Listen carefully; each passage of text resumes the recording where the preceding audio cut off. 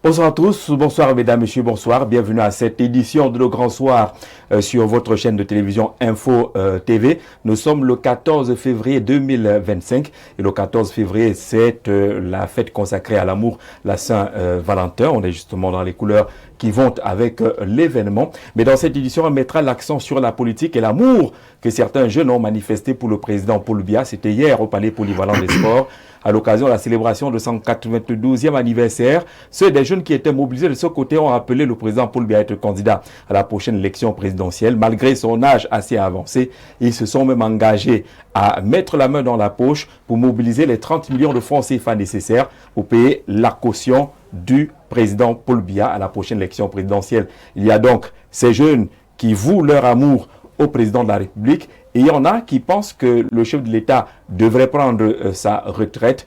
La candidature du président Paul Biya divise donc finalement la jeunesse. Comment comprendre cela? On en parle avec nos invités qui sont déjà dans ce studio. Commençons par inviter Jean-Yves Bach. Il est maire de la commune d'Atok, dans la région de l'Est, militant du Rassemblement démocratique du peuple camerounais, président de section d'ailleurs. Monsieur le maire, bonsoir et bienvenue, bonne fête. Merci, bonsoir Jean-Jacques Zé, bonsoir à vos millions de téléspectateurs. Toujours heureux de vous retrouver ici pour échanger de l'actualité nationale. Pour la fête, je pourrais dire que l'amour, c'est quelque chose qui transcende tout. Oui. C'est bien de célébrer l'amour parce que, en réalité, quand on voit combien le monde est secoué par des comportements déviants, il faut parfois s'arrêter et dire, bon voilà, si tout est mauvais, il vaut moins que quelque chose qui n'a pas de prix soit célébré, c'est-à-dire l'amour. Voilà. Est-ce que le Cameroun n'a pas réduit cette affaire-là à quelques relations hommes-femmes et puis accouplement? Est-ce qu'on a compris le sens même de l'amour? Je crois que c'est les réseaux sociaux qui nous trompent et je crois que tout à l'heure nous débattrons sur l'impact que les réseaux sociaux ou alors les médias ont sur la vie des Camerounais. Moi ce matin, j'ai mes filles, une est à l'université, une en terminale. Elles m'ont appelé pour me souhaiter bonne fête et me dire combien elles m'aimaient. Donc je pense qu'en interne, il y a ce que vous ne voyez pas. Il y a cette célébration. Et puis je n'ai pas manqué d'appeler ma vieille maman qui est au village pour lui dire combien je tenais à elle et combien je l'aime. Donc ne vous fiez pas à ce que vous regardez dans les réseaux sociaux. Nous célébrons l'amour et continuons à célébrer l'amour. Et je crois également que votre tenue montre clairement que vous êtes dans le vif du sujet. Et je ne crois pas que vous l'avez fait parce que peut-être vous voulez démontrer cela à ma belle-sœur que je connais très bien, à qui je passe un coucou. Mais vous l'avez fait parce que vous estimez qu'il faut célébrer l'amour, parce que aimer, c'est bien. Aimer, c'est une construction. L'amour, c'est essentiel. Au lieu des armes, prenez un bouquet de fleurs et partagez ce bouquet de fleurs. Le monde s'en sentirait mieux. On accueille également sur ce plateau Rodrigue Adalbert Ivina. Il est journaliste, chroniqueur, panéliste très sollicité sur les plateaux radio comme télé. Il est avec nous ce soir encore avec beaucoup de plaisir. Rodrigue Adalbert, bonsoir et bienvenue. Merci, bonsoir Jean-Jacques. Bonsoir mes illustres co-discutants. Bonsoir à toute la nation et tous les citoyens du monde. Info Télévision, c'est bien au-delà de nos frontières. Oui. Nous sommes suivis de partout dans le monde. Merci d'avoir fait le choix d'associer ma modeste voix à l'échange de ce soir. Il s'agit de construire notre nation et c'est le mois de la jeunesse. Oui, il est très très important que la jeunesse soit davantage mise sous les feux de projecteurs parce que cette jeunesse-là aujourd'hui a son mot à dire. Oui. Si cette jeunesse est majoritaire, n'est-ce pas, dans la population globale de notre nation, cette jeunesse doit prendre conscience aussi de son importance et de sa place justement dans le vaste cercle national qui doit pouvoir décider du sort de notre nation. Mais s'agissant maintenant de l'amour. De l'amour, oui. Oui, célébrons l'amour. Mais maintenant, il ne faudrait pas que cette célébration soit simplement une très légère formalité. En fait, que l'amour nous appelle aussi à la responsabilité. vous l'avez indiqué dans une interrogation musclée, est-ce que nous comprenons même le sens de la chose? Donc il ne s'agit pas d'une balade au bois Sainte-Anastasie sans publicité et quelques séances photos ça et là, mais le lendemain, on commence à se regarder bizarrement. Il s'agit de porter quotidiennement cette responsabilité que nous avons à rendre les autres heureux. Pas seulement au plan sentimental, c'est la famille, ce sont nos relations en entreprise, un peu de partout. Nous devons être pour les autres une source de soulagement. C'est ça l'expression même de l'amour. Merci encore une fois de plus pour l'invitation. Merci beaucoup pour ce tapis rouge à l'amour. Accueillons également aux échanges Silas Soumb. Il est président d'une formation politique, le Parti républicain du peuple, le PRP. Monsieur le Président, bonsoir, bienvenue, bonne Saint-Valentin. Bonsoir Monsieur Jean-Jacques G et merci de m'avoir invité. Bonne Saint-Valentin, vous oubliez cette partie-là? Ça ne vous intéresse pas? Ça ne m'intéresse pas. Parce que je ne voudrais pas être photocopie. Je ne voudrais pas m'aligner pour ceux qui pensent qu'il y a un jour, un mois, une minute, une seconde pour célébrer l'amour. Pour moi, l'amour se vit au quotidien. Mais s'arrêter quand même pour rehausser davantage. Je rappelais à ceux qui l'ont oublié que l'amour doit se vivre au quotidien et que c'est quelque chose de profond. C'est de la manipulation pour les Occidentaux, pensant qu'ils devraient coloniser le noir sur tous les aspects de la vie. Et je suis totalement contraire, étant donné que je suis un ressortissant d'un révolutionnaire, Ruben Omiobe, donc je reste dans les valeurs Bassa que je suis, je reste également dans les valeurs. C'est par là que nous devons se réaliser dans notre droit naturel. Il y a des valeurs d'amour, non, chez les Bassa aussi. Mais il y a une valeur d'amour chez les Bassa, mais ce n'est pas un Occidental qui doit nous rappeler le jour où on doit célébrer l'amour. Je suis celui qui pense que nous devons rester dans nos droits naturels, étant donné que la langue est le symbole de notre identité culturelle. Le Saint-Valentin s'explique comment chez les Bassards, point d'interrogation. D'accord, mais qui est même Monsieur Valentin? C'est votre point de vue. On connaît bien l'histoire de Valentin. Tout le monde connaît l'histoire de cet évêque ou prêtre qui a réussi à célébrer les mariages qui étaient interdits parce qu'à cette époque-là, on ne souhaitait pas que les soldats trouvent femmes. Ça risquait de les distraire des batailles. Ils devaient rester concentrés. Mais Valentin a réussi à célébrer les mariages derrière. Il s'est retrouvé en prison. Finalement, il est tombé amoureux d'une femme qui était aveugle, qui a retrouvé la vue grâce à l'amour, et lorsque le roi s'est rendu compte que il a continué, il a été tué un 14 février, la date qui est donc restée pour célébrer l'amour, le courage, l'amour qui renverse même les montagnes, qui ose, qui avance, cet amour-là. Accueillons également aux échanges ce soir Éric Rodrigue Mentouga. Il est écrivain, il est chef d'entreprise, un peu poète aussi, Éric. Romancier surtout. Surtout que ce soir, je vous découvre également des talents de romancier. Vu la description que vous faites de l'amour, vous avez narré là une belle histoire de raccourci, oui. Voilà, bonsoir à vous, bonsoir à mes copanélistes et bonsoir à vos nombreux de téléspectateurs qui nous suivent au Cameroun et partout ailleurs aussi. Très heureux d'être là ce soir. Le romancier que vous êtes, la Saint-Valentin ne vous parle pas? Oh que si, je voudrais surtout souhaiter une joyeuse fête aux amoureux et aux polyamoureux. Vous savez, dans notre pays aujourd'hui, le multipartenariat est devenu la norme. Voilà, au jour d'aujourd'hui, même l'amour est devenu une sorte d'escroquerie sentimentale. Vous le verrez encore aujourd'hui. D'ailleurs, je voudrais exprimer ma compassion à ceux qui auront ce jour contribué à cette tontine-là, parce que vous allez vous retrouver avec soit des femmes qui vont recevoir des présents de nombreux amants, et puis des hommes aussi qui se battront à faire parvenir des surprises, des cadeaux, voilà, à leur dulcinée. Donc voilà, joyeuse fête aux polyamoureux et à tous ceux qui croient encore en l'amour, parce qu'il n'y a pas que cela. Polyamoureux, c'est quoi? Ça vient de polygamie ou bien de ceux qui vivent la polygamie, c'est être polygame? Dans poly, vous voyez automatiquement le multipartenariat, c'est-à-dire aller avec plusieurs partenaires amoureux. Et c'est devenu la norme aujourd'hui. D'aucuns vous diront d'ailleurs que l'Africain par essence le Bantou par essence est polygame. Voilà, on l'est officieusement ou officiellement parce que certains choisissent de se marier à ce régime polygamique-là. Donc on peut aimer plusieurs personnes de la foi. Bon, après, il faudrait leur poser la question. Moi, je me veux... Voilà. En effet, je reste une personne fidèle. Voilà.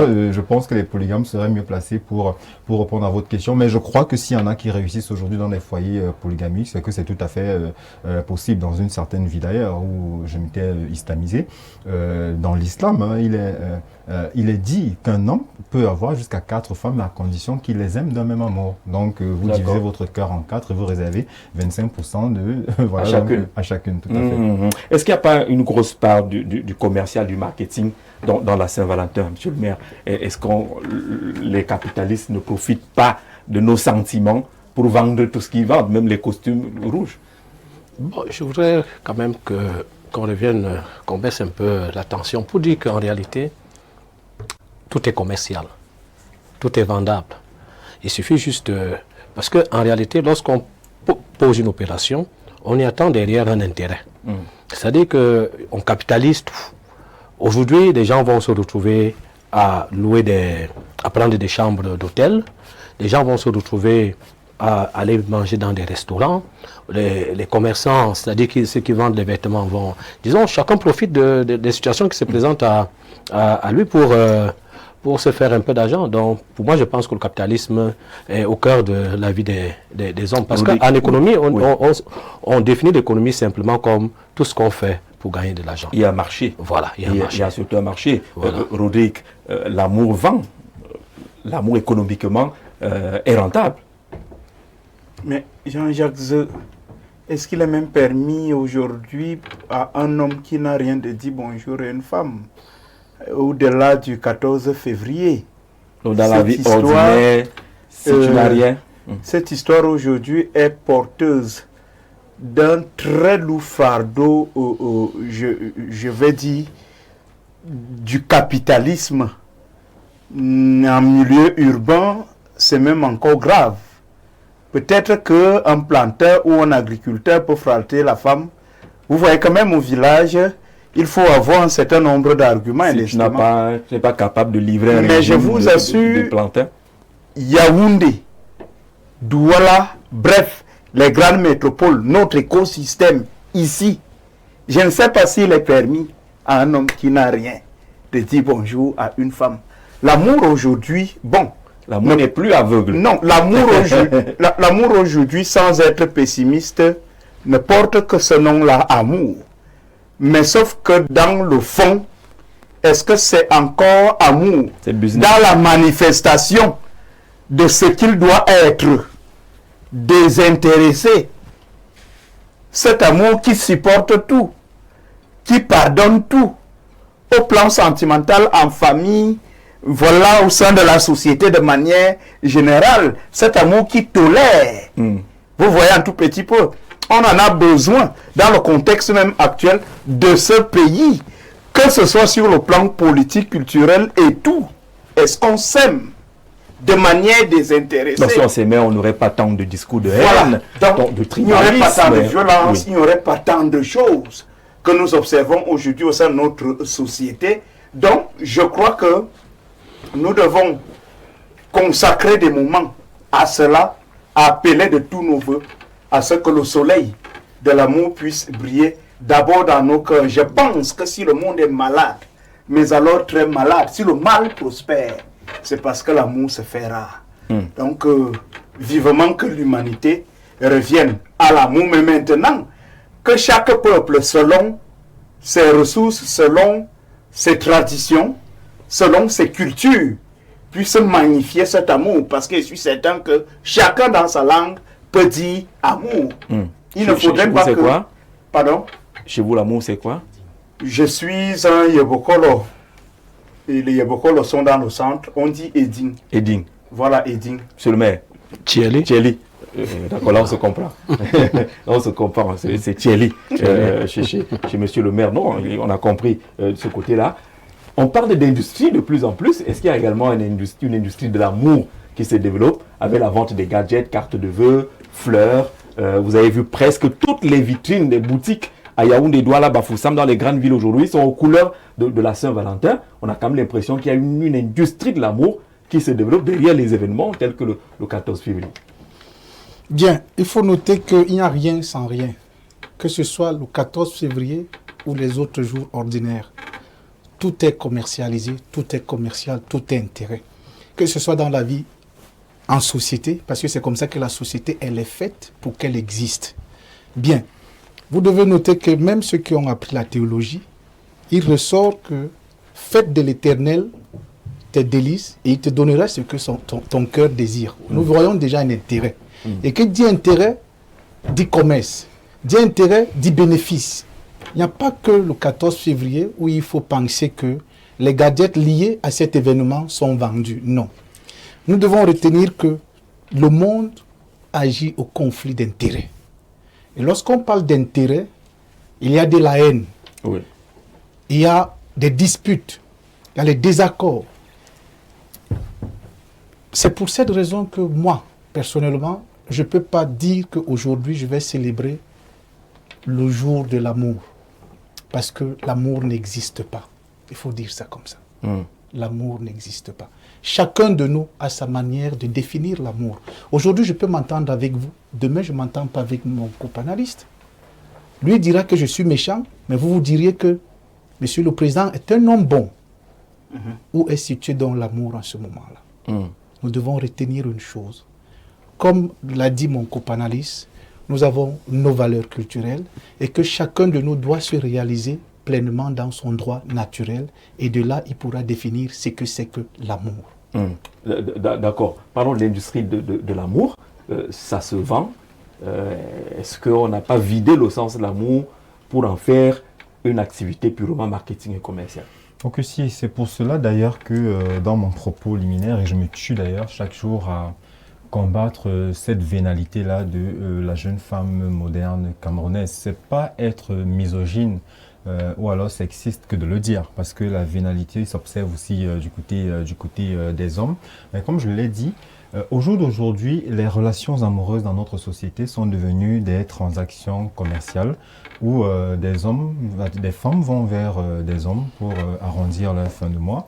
Et puis les hommes, naturellement, en quête de plaisir, en ont pour leur argent. Donc ça devient un échange de faveurs sexuelles contre des présents, contre toutes sortes de biens onéreux, contre de l'argent naturellement. Et le pire, quand je parlais de polyamour tout à l'heure, vous allez vous rendre compte que dans notre société aujourd'hui, les jeunes filles ont pris pour habitude d'aller avec des hommes mariés, souvent plus âgés. Et sugar daddy. Voilà, tout à fait. Pour soit payer leur loyer, parfois même payer... Acheter les iPhones. Voilà, tout à fait, tout simplement. À contrario, moi je voudrais, même si cet état de choses-là persiste, dire que l'amour n'existe pas, je crois que ce serait aller vers les extrêmes. C'est pas parce qu'il y a quelques brebis galeuses, parce que je reste persuadé quand même que dans notre société aujourd'hui, il y a des personnes encore qui aiment de manière tout à fait désintéressée.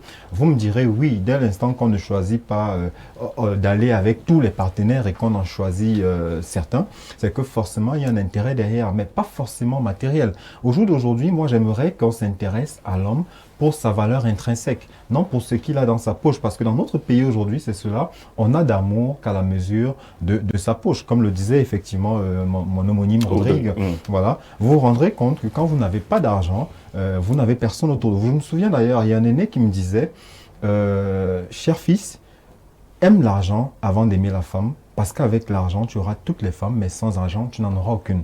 Et cela se vérifie aujourd'hui. C'est dommageable que la jeune femme... Il y en a qui sont allés plus loin, qui disent que s'il y avait l'argent sur les arbres, les femmes épouseraient même des singes. Voilà, et c'est vraiment dommageable parce que vous allez vous rendre compte que quand vous n'avez pas d'argent, elle vous trouve toutes sortes de défauts, mais pour peu que vous en avez, comme on a coutume de le dire, l'argent rend propre, l'argent lave.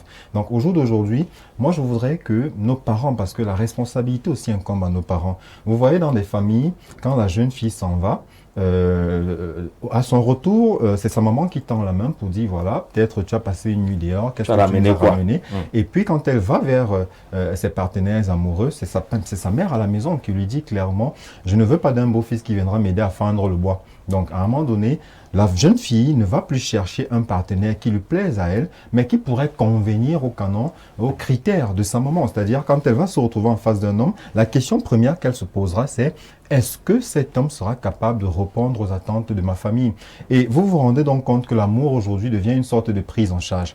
À un moment donné, on va vers l'homme en espérant que non seulement qu'il puisse nous assister, nous, mais qu'il puisse nous aider également à prendre en charge notre famille. D'ailleurs, les mamans vont souvent dire à leurs jeunes filles, moi à ton âge, j'étais déjà mariée, à ton âge, je m'occupais déjà de la famille. Donc vous voyez que la jeune fille est comme en mission quand elle va au dehors. Dans cet état d'esprit, comment vouliez-vous qu'il y ait encore amour? Puisqu'il n'y a finalement que de l'intérêt. Moi, je pense que nous devrions aujourd'hui nous rendre compte, même ces personnes qui y vont, parce que quand j'ai parlé tout à l'heure de multipartenariat, il ne concerne pas que les femmes.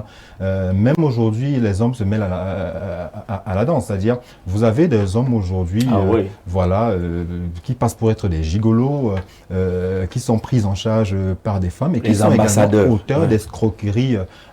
Il y a de gros escrocs. Voilà. Mais je puis vous garantir une chose est certaine, c'est que sans amour, vous ressentirez toujours un vide au-dedans de vous.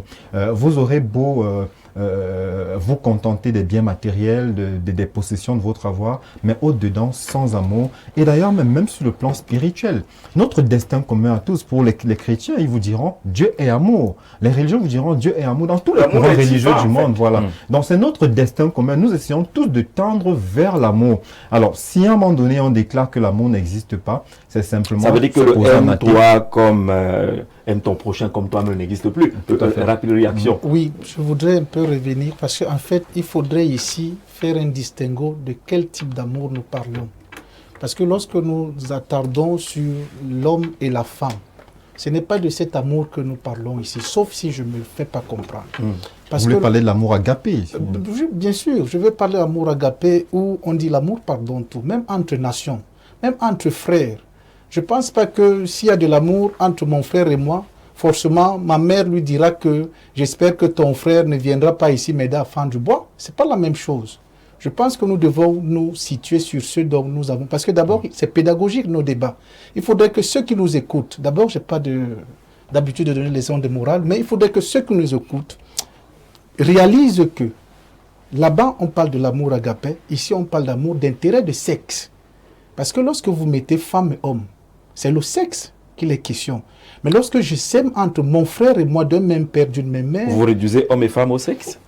C'est ce que le copanalyste explique. Non. Parce permettez, lorsqu'on dit, vous vous mettez avec une femme, si vous n'avez pas de moyens, maman vous dira que j'espère bien que ce monsieur ne viendra pas m'aider à fendre le bois. Ce n'est pas de l'amour en fait. Mais ça fait partie de nos traditions. Hein. Ça, c'est notre tradition, mais ce n'est pas de l'amour. Ce n'est pas de l'amour que nous parlons ici.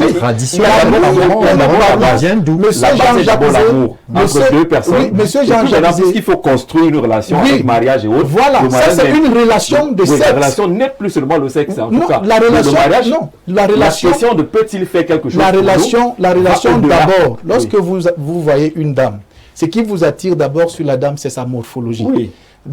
Après, vous aurez... Et donc, l'attirance est d'abord sexuelle. Elle est sexuelle. Voilà. Mais de là, on ne va pas parler de l'amour dont vous voulez expliquer à nos concitoyens.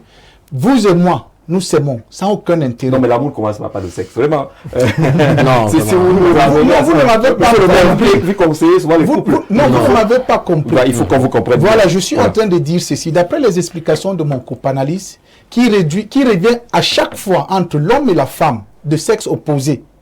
Si c'est comme ça que lui veut situer l'amour, moi je dis non. Parce que vous et moi, pas l'amour à vous et moi, aujourd'hui nous célébrons, que nous célébrons. Monsieur Jean-Jacques, nous sommes le 14 février. Vous et moi, on peut s'aimer sans toutefois parler du sexe. Ça veut dire quoi? Lorsque mon gaz finit à la maison et que vous avez 2 bouteilles à la maison, je vais vous appeler parce qu'il y a de l'amour entre vous et moi.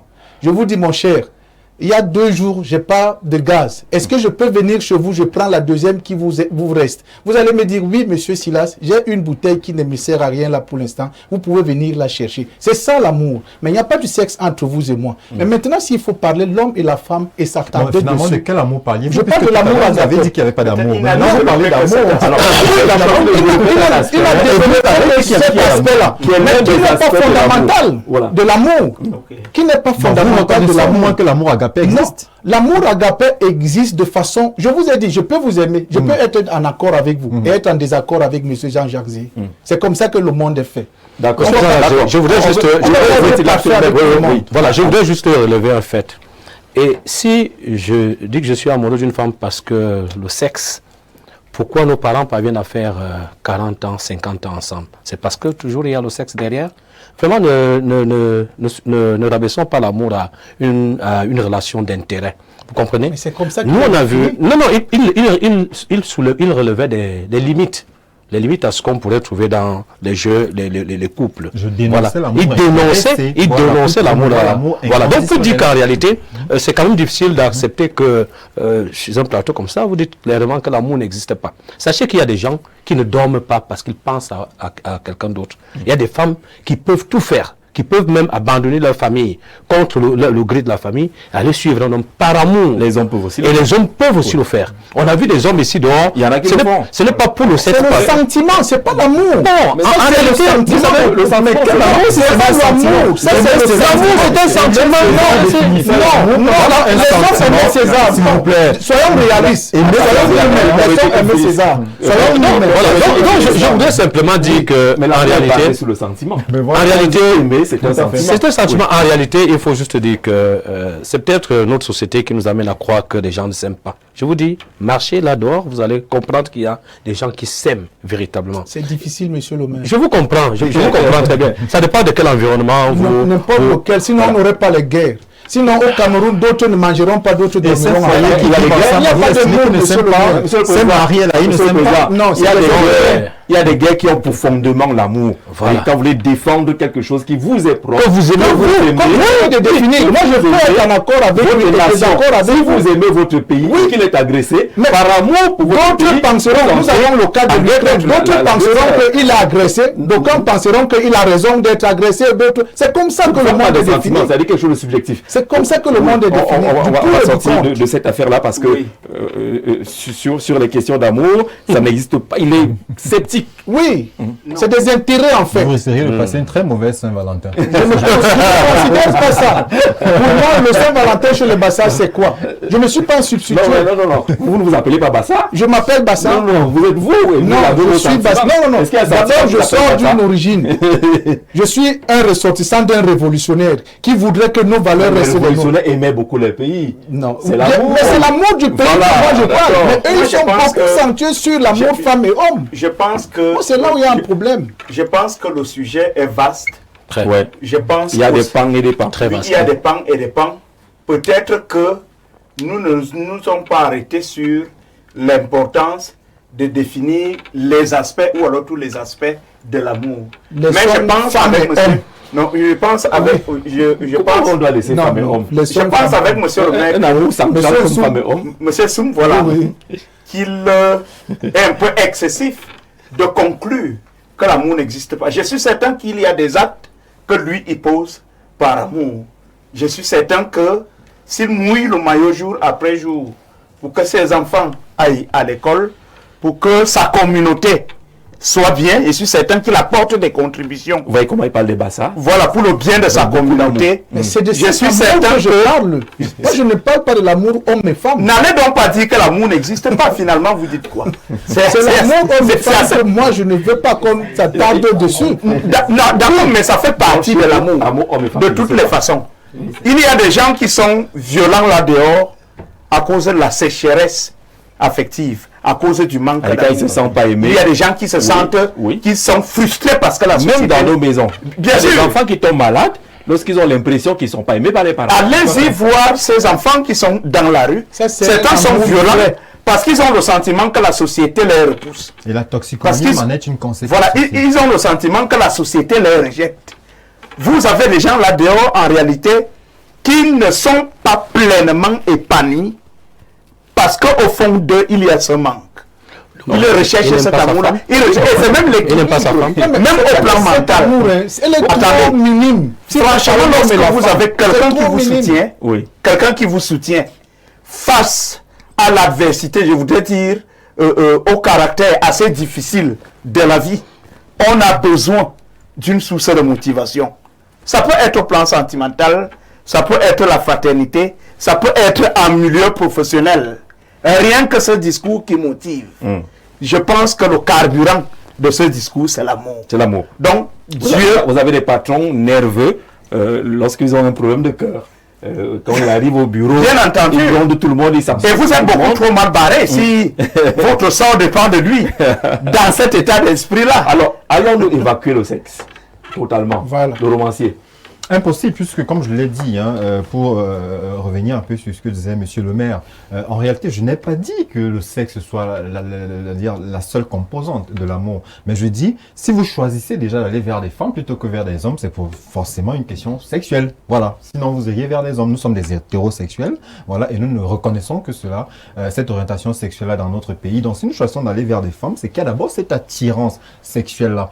Et puis, d'ailleurs même, le couronnement de l'amour, qu'est la reproduction, passe par quoi? Passe par le sexe. Donc on ne saurait séparer l'amour du sexe. Non, le sexe en est la pierre angulaire. Mais maintenant, il faudrait, même si tout part de cette attirance, de cet attrait physique, là, même si on sait qu'il y a des relations qui par moment naissent comme cela, ex nihilo, on n'a aucune attirance l'un vers l'autre, mais juste parce qu'on apprécie peut-être le comportement de l'autre, on finit par se mettre en couple. Derrière, il faudrait qu'on puisse se départir de cet attrait physique, de cette attirance-là, pour construire justement quelque chose de plus noble, de plus fondamental. C'est cela qui fait perdurer les couples. Comme vous l'avez dit, comment nos parents font pour faire 40 à 50 ans de mariage? C'est parce qu'au-delà de cette union physique, il y a une union spirituelle. Les deux couples finissent par, les deux partenaires finissent par fusionner. Vous remarquerez d'ailleurs qu'après 30-40 ans de mariage, on a l'impression, comme les femmes se ressemblent, ils deviennent comme frères et sœurs, à force de vivre ensemble. Donc c'est vers cette union sacrée-là qu'il faudrait que nous allions. Voilà, quand cette énergie masculine réussit à entrer en consonance avec l'énergie féminine, de là naît justement ce que nous célébrons aujourd'hui, l'amour inconditionnel. Restons sur la Saint-Valentin. Je vais demander à la réalisation d'envoyer la caméra sur ce pan du mur. On va remercier Viviane Andrea pour ce magnifique plateau aux couleurs de l'amour. Décollage était tout à fait aux couleurs de la Saint-Valentin ce matin justement. Info TV au cœur de cet événement-là. L'amour est fondamental, l'amour est essentiel, l'amour construit, l'amour en cette période électorale est à convoquer. Les Camerounais doivent s'aimer entre eux, savoir que le jeu démocratique n'est qu'un jeu, il n'est pas plus fort que l'amour que les Camerounais ont pour leur pays, les uns les autres. Si on conjugue tous, on parle tous amour, on s'échange les fleurs et non des balles, comme on le voit, le pays en tout cas se sentirait bien et ce serait merveilleux. Voilà, on a ces belles images. Merci à toute l'équipe de production, de décollage et autres, d'avoir mis beaucoup d'amour dans ce studio. On va faire une transition qui va être un peu brutale et un peu dure, parce qu'on se souvient qu'un 14 février, c'était en 1998, il y a eu plus de 200 morts à Sam, à la suite d'un incendie qui a fait des dégâts énormes. Et merci beaucoup à Jean-Paul Lombiono qui nous a envoyé ce message depuis le Gabon, je pense. Bonsoir à vous en studio. Pour moi, cette journée du 14 février ne m'inspire plus depuis la tragédie catastrophique de Sam, 27 ans aujourd'hui. Quelques images de cette catastrophe de Sam. C'est vrai qu'au fil des ans, on en parle de moins en moins. Les messes qui étaient généralement célébrées ne le sont plus. On voyait la première dame et les autres âmes de bonne volonté s'activer pour accompagner les familles victimes justement de ce terrible incendie qui a fauché la vie à plusieurs Camerounais. Plus de 200, les documents parlent de 230 à 250 morts. Quel triste souvenir, Rodrigue. Oui, Jean-Jacques, c'est vrai que ces événements se déroulent. Nous autres, nous étions encore des gamins, nous étions tout simplement des pépés. Mais en parcourant le récit des faits, en essayant d'écouter l'histoire des témoins, de ceux qui ont vécu l'horreur et cette terreur, j'ai pu vous dire que ce sont des situations qu'on ne saurait souhaiter à personne, même à son pire ennemi, lorsque on est encore humainement objectif. Mais seulement, il est important de souligner, Jean-Jacques Zeu, que les catastrophes, ou alors des situations aussi désastreuses, touchent pratiquement toutes les nations du monde. Nous avons vu les États-Unis, il y a cela quelque temps, en train de lutter contre le feu, contre les flammes. Voilà qui décimait au passage des maisons et même des humains. Moi, ma préoccupation, c'est ce que nous faisons de ce type de situation, la façon dont nous gérons ces situations-là. Souvent, on ne marque pas un temps d'arrêt pour établir les responsabilités des uns et des autres. Des responsabilités qui peuvent concerner des personnes morales, des responsabilités qui peuvent même concerner des personnes physiques. Nous ne parlons pas toujours très souvent justement de ces responsabilités pour les établir de manière à ce que chacun puisse répondre devant l'histoire, devant la loi. Et pourquoi pas infliger des sanctions à des entités qui pourraient, entre guillemets, être responsables de la situation qui se produit. Je dénonce cette façon très légère de prendre ce type de situation où parfois vous avez parlé des familles, des victimes. Souvent ces familles-là, que deviennent-elles après? Beaucoup, dans des situations comme celle-là, perdaient des proches qui étaient tout pour eux. Vous avez vu la catastrophe des ECA et tout. Nous avons tous vu comment cette affaire-là a été gérée.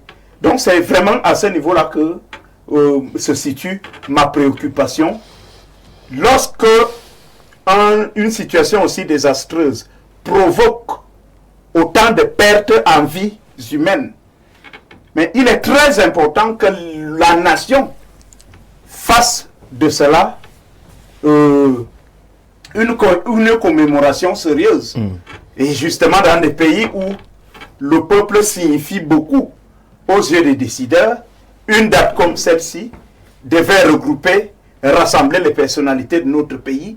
Pourquoi pas rendre hommage pour que nos enfants, ceux qui grandissent, sachent qu'il y a eu une situation comme celle-là et surtout il y a eu des dispositions pour que ça n'arrive plus jamais. Justement, on ira tout à l'heure au quartier concerné, puisque c'est à 2 pas d'ici. Vous verrez si quelque chose a été fait de façon durable pour qu'on ne connaisse plus ce genre de situation. Monsieur le Président, la catastrophe de Sam, est-ce que ça vous parle en termes de mort, en termes de dégâts ou en termes de prise en charge d'encadrement de ce qui s'est passé?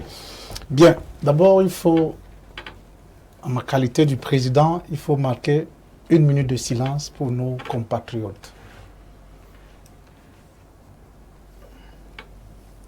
Bien, il faut noter que c'est une date qui rappelle une grande tragédie de l'histoire de notre pays. Le 14 février, au lieu qu'on parle de l'amour de Saint-Valentin au Cameroun, nous devons parler des 235 morts selon les informations officielles de nos autorités au Cameroun. Ces Camerounais qui sont morts le 14 février 1998 étaient aimés de leurs enfants, aimés de leurs familles, aimés de leurs amis, aimés voire même de leurs camarades de classe, d'aucuns de leurs collègues. Mais ils ont perdu la vue parce qu'il faut noter que le Cameroun est un champ de misère. Ce n'est que dans des pays où la misère fait rage qu'on trouve ce genre de mort. Et lorsque le pouvoir, l'homme n'est pas au centre du pouvoir, voilà ce que nous vivons. Alors, il faut quand même restituer les faits. Une tragédie. Il faut restituer les faits. Oui. Pour qu'on ne se perde pas. 98. C'était un incendie. C'était un incendie. Conséquence à un accident ferroviaire. Un accident ferroviaire. 2 wagons, provenance de Douala, de citernes d'essence, appartenance à la Société camerounaise de dépôt pétrolier, la SCDP, et que après cet incident, cet incendie, cette catastrophe, il y a eu 235 morts. Alors, il y a eu l'incendie, Mais il y a surtout eu des gens qui sont partis à l'accident, lorsqu'il y a eu accident, pour récupérer le carburant qui se déversait. C'est pour ça que je parle. C'est pour ça que je parle du champ de misère. C'était en 98, ils sont très jeunes aujourd'hui. Ils ne savent pas exactement ce qui s'était passé. Le carburant se déversait. Les gens se sont versés, comme on dit au quartier, pour aller récupérer. Vous allez réagir. Il faut quand même qu'on reste d'abord sur les faits. Vous allez analyser la misère et autres juste après. Mais pour dire justement que dans cette affaire, il y a des gens qui étaient des hauts fonctionnaires qui ne vivaient pas dans la misère, mais qui ont fait comme nous tous. Lorsque je prends l'axe lourd et que j'ai trouvé le camion de bière qui a fait un accident, vraiment ne me demande pas de passer. Je vais aussi ramasser mais une ou deux bouteilles, je vais les boire de ce côté-là. Et il y a eu des hauts fonctionnaires qui se sont arrêtés, qui ont pris également du carburant. Le cas le plus patent, c'est le professeur, comment on l'appelle, Adebembida. L'histoire n'est peut-être pas connue de tous, mais qui passait par là, au fonctionnaire qu'il était, il a quand même garé sa voiture de service, il a aussi pris les jerrycans et autres pour il faut d'abord restituer les faits. Les gens partaient pour prendre ce qu'on appelle le njor. Voilà. Et le njor là ne laisse personne, même ceux qui sont bien situés. Vous savez, tous parlent de l'éducation et du cadre de vie. J'ai souvent l'habitude de dire aux gens, un magistrat, un ingénieur, un médecin ne prend pas le taxi de 100 francs. Mais c'est ce que nous vivons dans notre pays. À qui la faute? C'est la misère. C'est pour ça que le médecin prend le taxi de 100 francs. 100 francs. La faute à la misère. C'est celui qui ne prend pas, lui, fait comment? Non, parce que ce médecin décrit en longueur de journée au quotidien que les salaires ne sont pas à la hauteur de leurs attentes. Il doit être mal formé, ce médecin. Voilà. Il doit être mal formé. Lorsque vous êtes surchargé dans un taxi, et que vous vous plaignez, le chauffeur de taxi et les clients vous rappellent que si vous êtes riche, achetez votre véhicule. Et que nous surchargeons même les policiers ici. Donc c'est pour ça que je vais parler ici d'un champ de misère. Oui. Parce que tout ça a trait à la misère.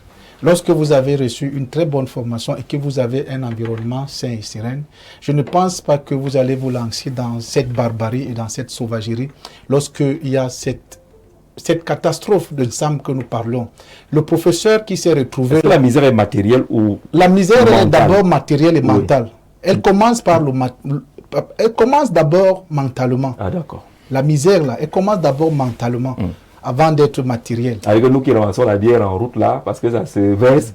Oui, monsieur, de cette misère mentale. Oui, monsieur Jean-Jacques, quelqu'un qui est... Moi, je parle de moi. Hein. Parce que dans notre pays, lorsque vous essayez d'être différent de nos mentalités, on va vous dire que vous voulez nous montrer quoi? Que c'est vous qui allez changer le pays. Par conséquent, on se retrouve donc en train de ramasser la bière parce qu'un camion de brasserie est tombé. Mais moi, je vais passer. Je ne vais pas m'arrêter pour ramasser la bière. Mais je ne suis pas nanti. C'est une question d'éducation et de formation. D'accord. Voilà.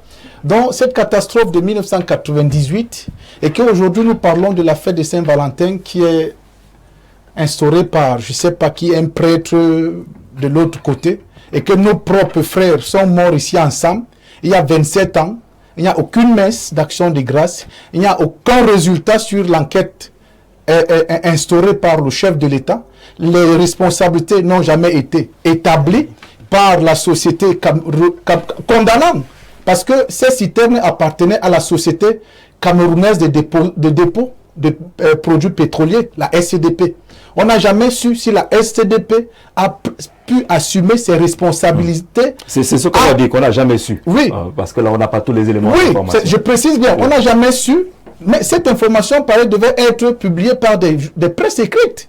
Que voilà, il y a eu incendie, il y a eu mort d'homme, et voilà les responsabilités qui ont été établies par l'État du Cameroun, en impliquant la société camerounaise de dépôt de produits pétroliers, qui est la SCDP. Et ces familles sont devenues quoi aujourd'hui? Les enfants qui avaient 7 ans. C'est pour ça qu'il est toujours important d'avoir tous les éléments d'information, tous les éléments d'enquête, parce que tous les camions qui transportent le carburant n'appartiennent pas à la SCDP. La SCDP n'est pas... Non, ça nous le savons. Non, c'est juste... On dépose à la SCDP. On les appelle les marketeurs, mais on dépose à la SCDP. Il faut qu'on soit clair. Là, pour ça qu'il faut avoir tous les éléments d'information pour ne pas incriminer. Et d'abord, les informations disent que ces citernes appartenaient à la SCDP. Mais vous avez finalement vu les informations. Alors, le romancier Là où on attendait des fleurs, on a eu des flammes. Le 14 février 1998, avec du recul et autres, est-ce qu'on peut empêcher, on peut éviter ce genre de catastrophe? Il faut se dire que la catastrophe de Sam, c'est justement cette manne de la Saint-Valentin qui s'est transformée en un drame cauchemardesque. Et je suis d'autant plus attristé et touché par la dite catastrophe, dans la mesure où moi j'étais tout petit encore, mais je vivais tout près. J'habitais le quartier Vogatanamala. Oui. Et donc j'ai vu ces flammes. N'êtes pas loin. Et j'ai vu ces compatriotes calcinés qu'on acheminait vers des hôpitaux, je vous assure, en position fœtale, réduits presque. Ils étaient comme des singes. Quand je le dis, c'est-à-dire, vous voyez un peu la viande boucanée qu'on vend dans les marchés, je vous assure, c'était moche. C'était horrible en tout cas. Voilà, tout à fait. De voir les êtres humains dans cet état. Pour restituer les faits, de sources bien introduites, pour nous d'ailleurs qui étions riverains, il se dit, enfin, qu'en réalité c'était 2 citernes de la régie Fercam et non pas de la SCDP. 2 citernes de la régie Fercam qui avaient été justement renvoyées par la SCDP pour contenu frauduleux. Et c'est sur le chemin retour que les 2 citernes transportant près de 100 000 litres de carburant vont justement se renverser. Et ce qui est vraiment dommageable, c'est que il y en avait qui étaient parvenus à peut-être se faire quelques bidons, mais qui partaient et revenaient encore pour trouver la mort. C'est-à-dire qu'ils avaient réussi. Ils avaient pris la première tout à fait. Mais ils ont dit qu'on va encore aller chercher. Effectivement. Et c'est pour cela que je voudrais dire ici à mon copanéliste qu'en réalité, la quête du profit n'a strictement rien à voir avec l'éducation. C'est inhérent à l'humain. Lorsque nous avons quelque part accès à la gratuité, nous avons vu ici à Essos, c'est-à-dire quand on a eu état de ce qu'une dame distribuait de l'argent aux frais des présents à qui voulait bien en recevoir, des populations se sont ruées vers là. Donc ce n'est pas forcément une question d'éducation. C'est une question de misère, mon frère. Moi, je ne joue pas au PMC. Bon, et moi, j'aimerais, parlant de cette question de misère, si vous voulez me permettre de développer. Vous savez, vous l'avez dit tout à l'heure, nous sommes des ambassadeurs et nous sommes écoutés aussi bien au Cameroun qu'à l'étranger. Lorsque vous dépeignez le Cameroun comme étant un champ de misère, pour moi qui suis camerounais, c'est vrai, nous nous plaignons chaque jour de la vie difficile, de la conjoncture. Mais quand vous présentiez le Cameroun comme étant un champ de misère, pour moi, je trouve cela très insultant. Et pour vous qui dites d'ailleurs être un président de parti et qui aspirez justement à présider aux destinées de notre pays, quelque part, vous êtes censé également promouvoir l'image de notre pays à l'international et des gens nous suivent. Dans le négatif. Donc moi, ce que je voudrais, et contrairement à vous, je voudrais saluer la solidarité collective que nous avons observée lors de cette catastrophe-là, le 14 février 1998, parce que moi j'ai vu des populations riveraines se muer en sapeurs-pompiers, en secouristes de circonstances, qui justement allaient extirper ces sinistrés-là. Essayer de sauver ce qu'on pouvait sauver. Voilà, essayer donc de les conduire vers des hôpitaux à la Fondation Chantal Bière, à l'hôpital général, et même ici à l'hôpital des Foulanes. Donc à un moment donné... Combien ont survécu dans ces hôpitaux? Là n'est pas la question. Là n'est pas la question. La solidarité collective ici. Moi, je vous parlé d'amour de la télévision chinoise. Là-bas, on dit il faut mettre la priorité aux survivants. Voilà, tout à fait. Nous, on veut toujours compter le nombre de morts. Voilà. Il faut compter la solidarité qui s'est tissée pour sauver des gens. Voilà. Et au-delà de cette solidarité collective, je peux vous assurer que même si les moyens de riposte gouvernementaux à cette époque-là n'étaient pas suffisants, mais il y en a quand même eu. C'est-à-dire le gouvernement a su réagir. Nous avons vu des cellules de crise qui avaient été créées ci et là dans divers départements ministériels. Et c'était peut-être un mal pour un bien parce que avant la catastrophe de Sam, il y a eu celle du lac Nyos.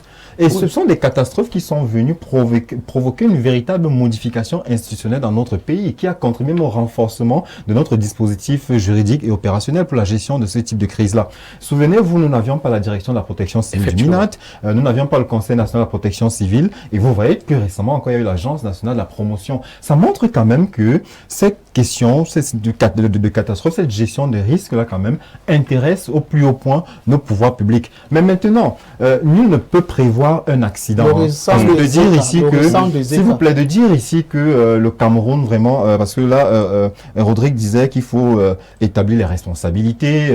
Il nous souvient quand même qu'une enquête avait été ouverte, une enquête sur 45 jours. Bon, maintenant les résultats, je ne les ai pas.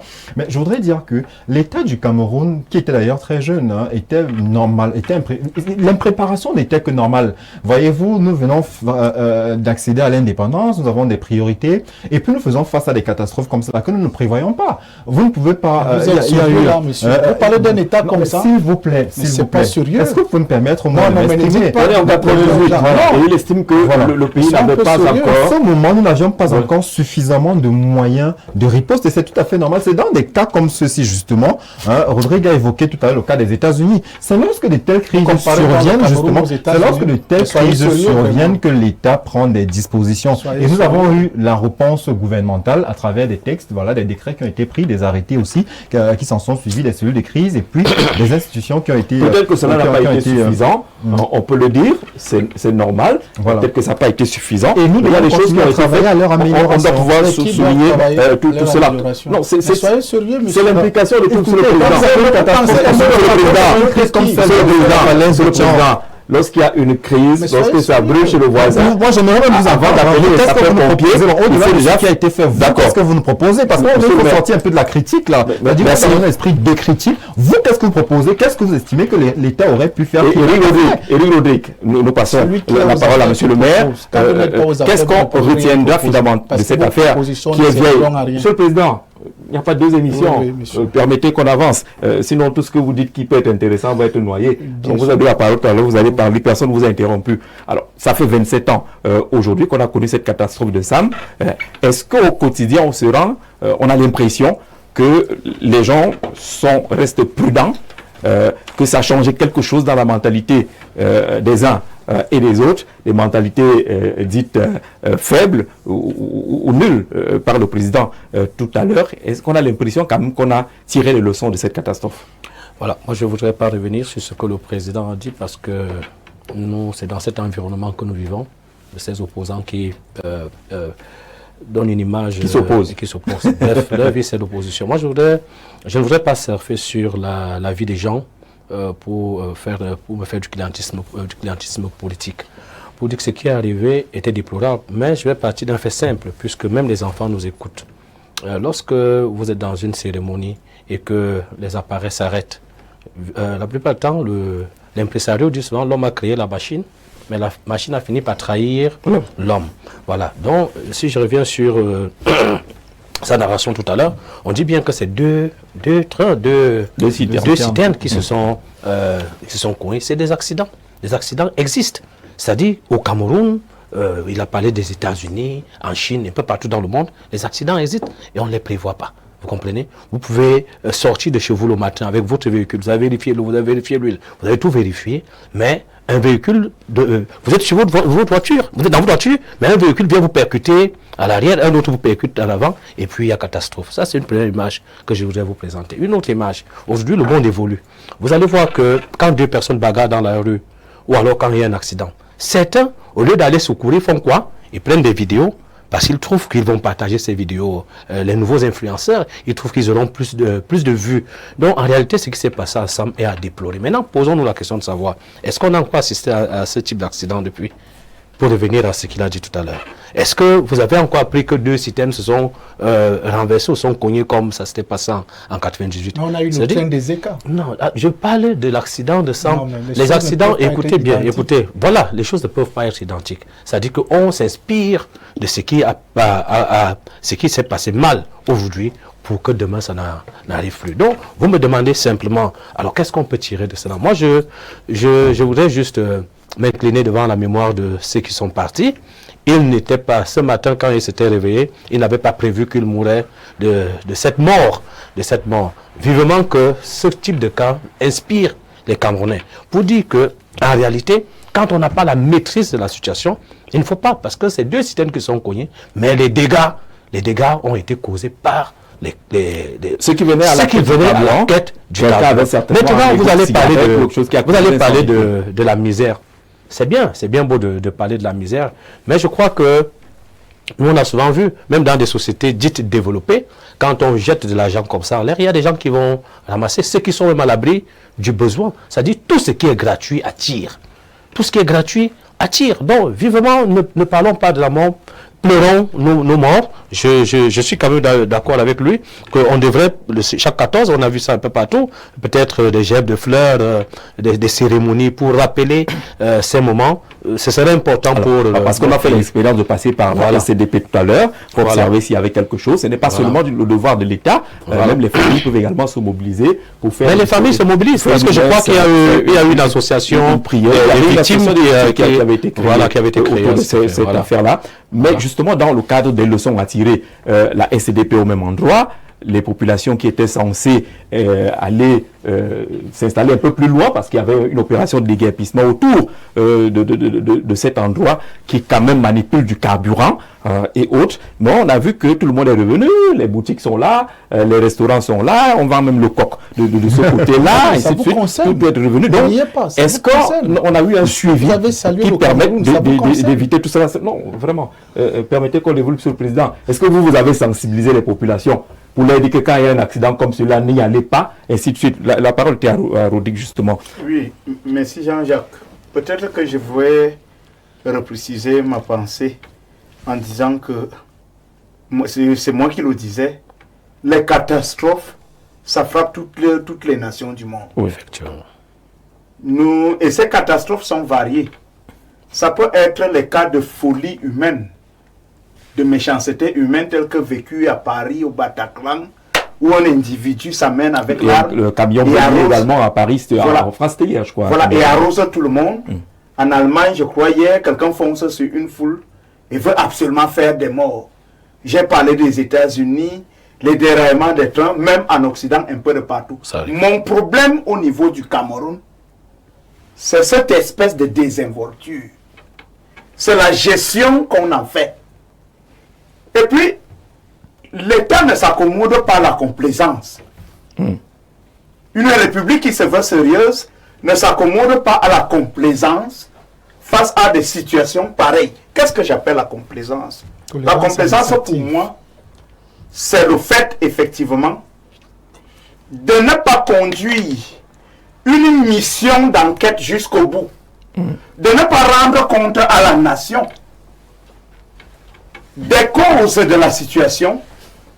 L'établissement des responsabilités voudrait qu'on dise aux Camerounais qui a fait quoi dans cette affaire. Et que les uns et les autres répondent.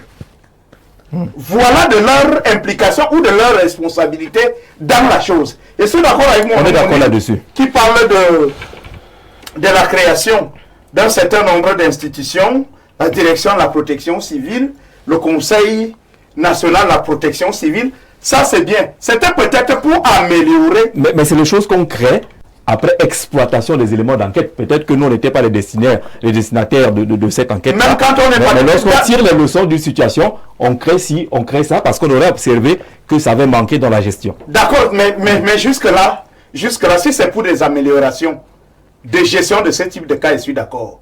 Mais M. Jean-Jacques Zé, j'insiste sur l'établissement des responsabilités. Là où il y a des grandes nations et des grands peuples, c'est comme ça qu'on conduit les affaires. L'information qu'on a eue, par exemple, c'est que le feu serait parti d'un mégot de cigarette. Et donc, un accident arrive. Mais si on balise, permettez, mais si on avait balisé le périmètre pour que les gens n'aient pas accès très rapidement, peut-être qu'on aurait évité justement ce genre de catastrophe. Peut-être qu'on aurait évité cela. C'est là où les médias et un certain nombre d'experts, face à certaines catastrophes, peuvent prendre le relais pour le volet sensibilisation. Et maintenant, quand on parle, je peux parler de complaisance ou de faiblesse, ça rejoint l'aspect que vous avez évoqué. Parce que souvent, l'État aussi vous fait du bien, parfois même contre votre propre volonté. Absolument. On vous dit, à telle zone, on ne veut plus de population. Ça doit être des mains fermes. En ce moment, à la SCDP, des gens vivent là. Il y a même de cela quelques mois, j'ai regardé le papier d'un confrère dans une télévision concurrente. On a parlé de deux individus, voilà, qui tentaient de détourner le carburant dans un citerne qui ont trouvé la mort. Toujours dans cet exercice. Ces gars auraient pu créer une situation qui allait nous ramener à ce triste épisode. Donc, comme pour dire que on ne peut pas aujourd'hui être frappé de plein fouet par la mort à un degré aussi important, pour ne pas dire le paroxysme, parce que c'était un peu plus de 200 morts, et penser que les situations comme celle-là, on peut les balayer du revers de la main, parce qu'on a une expression vulgaire aujourd'hui, c'est Dieu qui nous protège. Non. Nous avons des institutions, nous avons des autorités publiques qui doivent décider parfois contre notre volonté, mais pour notre bon bien, à partir de ce moment, prendre des positions qui sont fermes. À partir de ce moment, on souhaiterait aujourd'hui que la prévention justement civile se mette au travail. Bien entendu. Si les gens sont déjà venus et occuper des espaces qui étaient censés ne plus être occupés, il faut déjà agir maintenant sans attendre la prochaine catastrophe. Parce que la SNDP continue ses activités. Naturellement. Et ce sont les mêmes. Il s'agit du pétrole. Oui. C'est dangereux que les gens soient là à côté.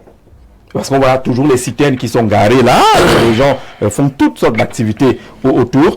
Merci, c'est Love qui nous écrit. Bonsoir et belle émission, Info TV, la télévision de proximité du Vivre Ensemble. Je vous aime et faites ce que vous faites. Joyeux Saint-Valentin. Merci beaucoup pour ce message touchant. Alors, bonsoir, je disais à ton panel, je veux dire au monsieur qui porte les bretelles que je veux bien connaître qu'il est président de quel parti ou de quoi, je ne sais pas trop. Son raisonnement me laisse voir un opposant d'un autre genre. Le profit n'a rien à voir avec la misère.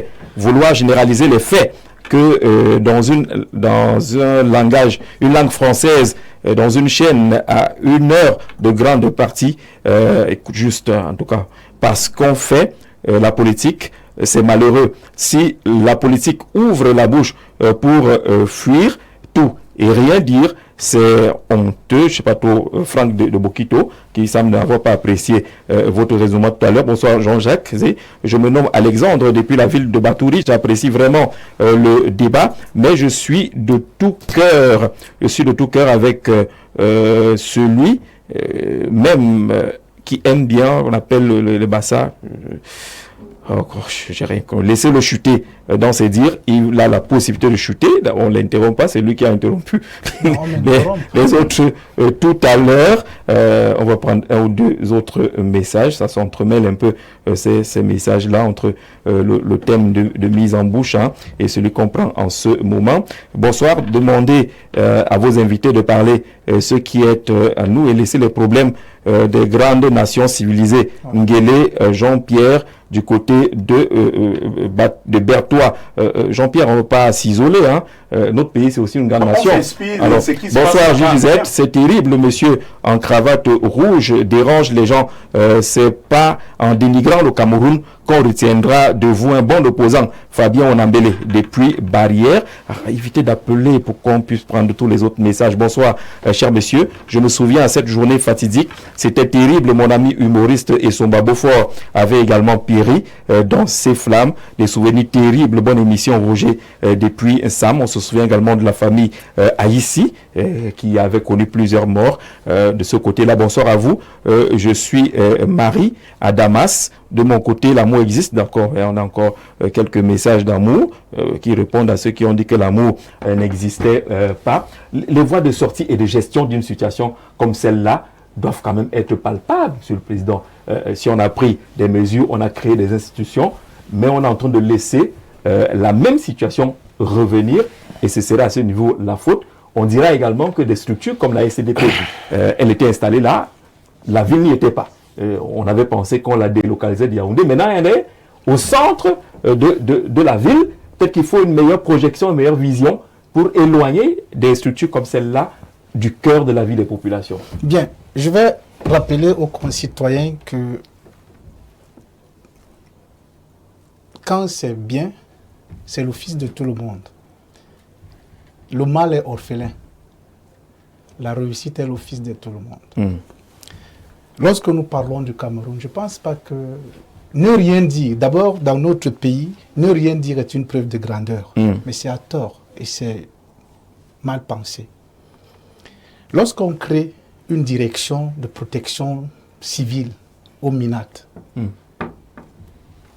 et que nous avons la catastrophe de Mbankolo, nous avons celle des Zeka, et qu'il n'y a pas eu de résolutions fortes pour la protection des personnes vivantes, qu'on les déguerpisse et qu'on les relonge ailleurs, parce qu'on veut que le Camerounais ordinaire vive bien.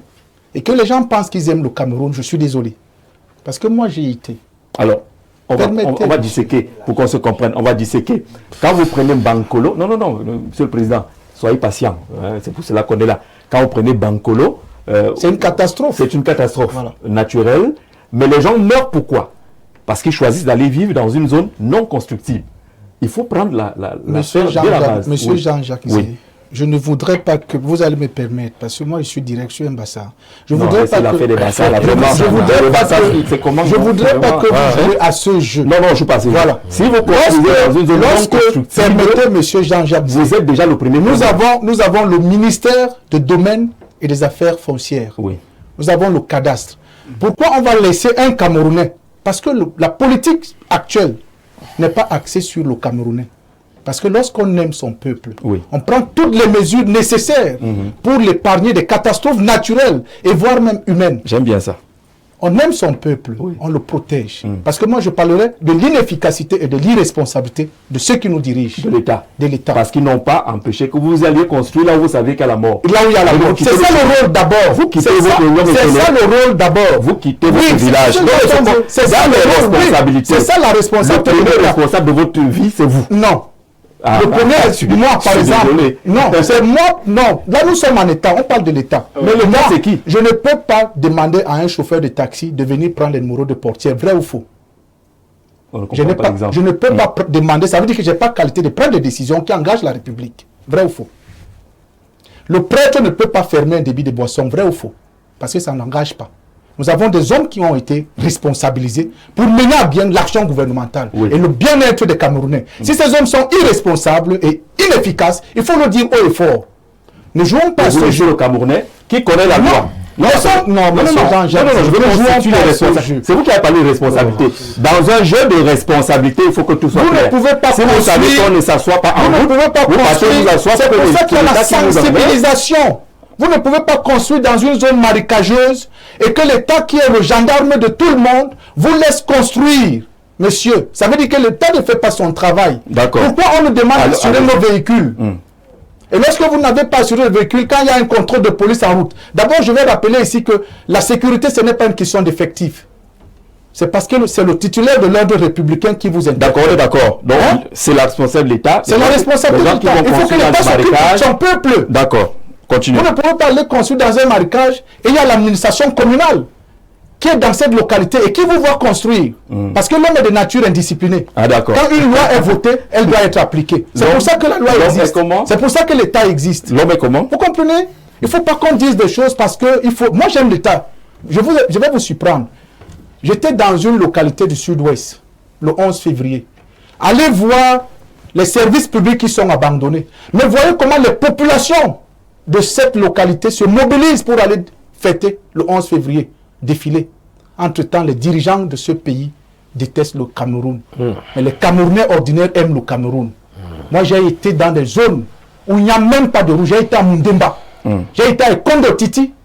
Et vous demandez à l'État de faire quoi? Vous comprenez? C'est la responsabilité de l'État. Améliorer les conditions de vie des concitoyens. C'est d'abord parler de Monsieur le Président, non pas l'amalgame.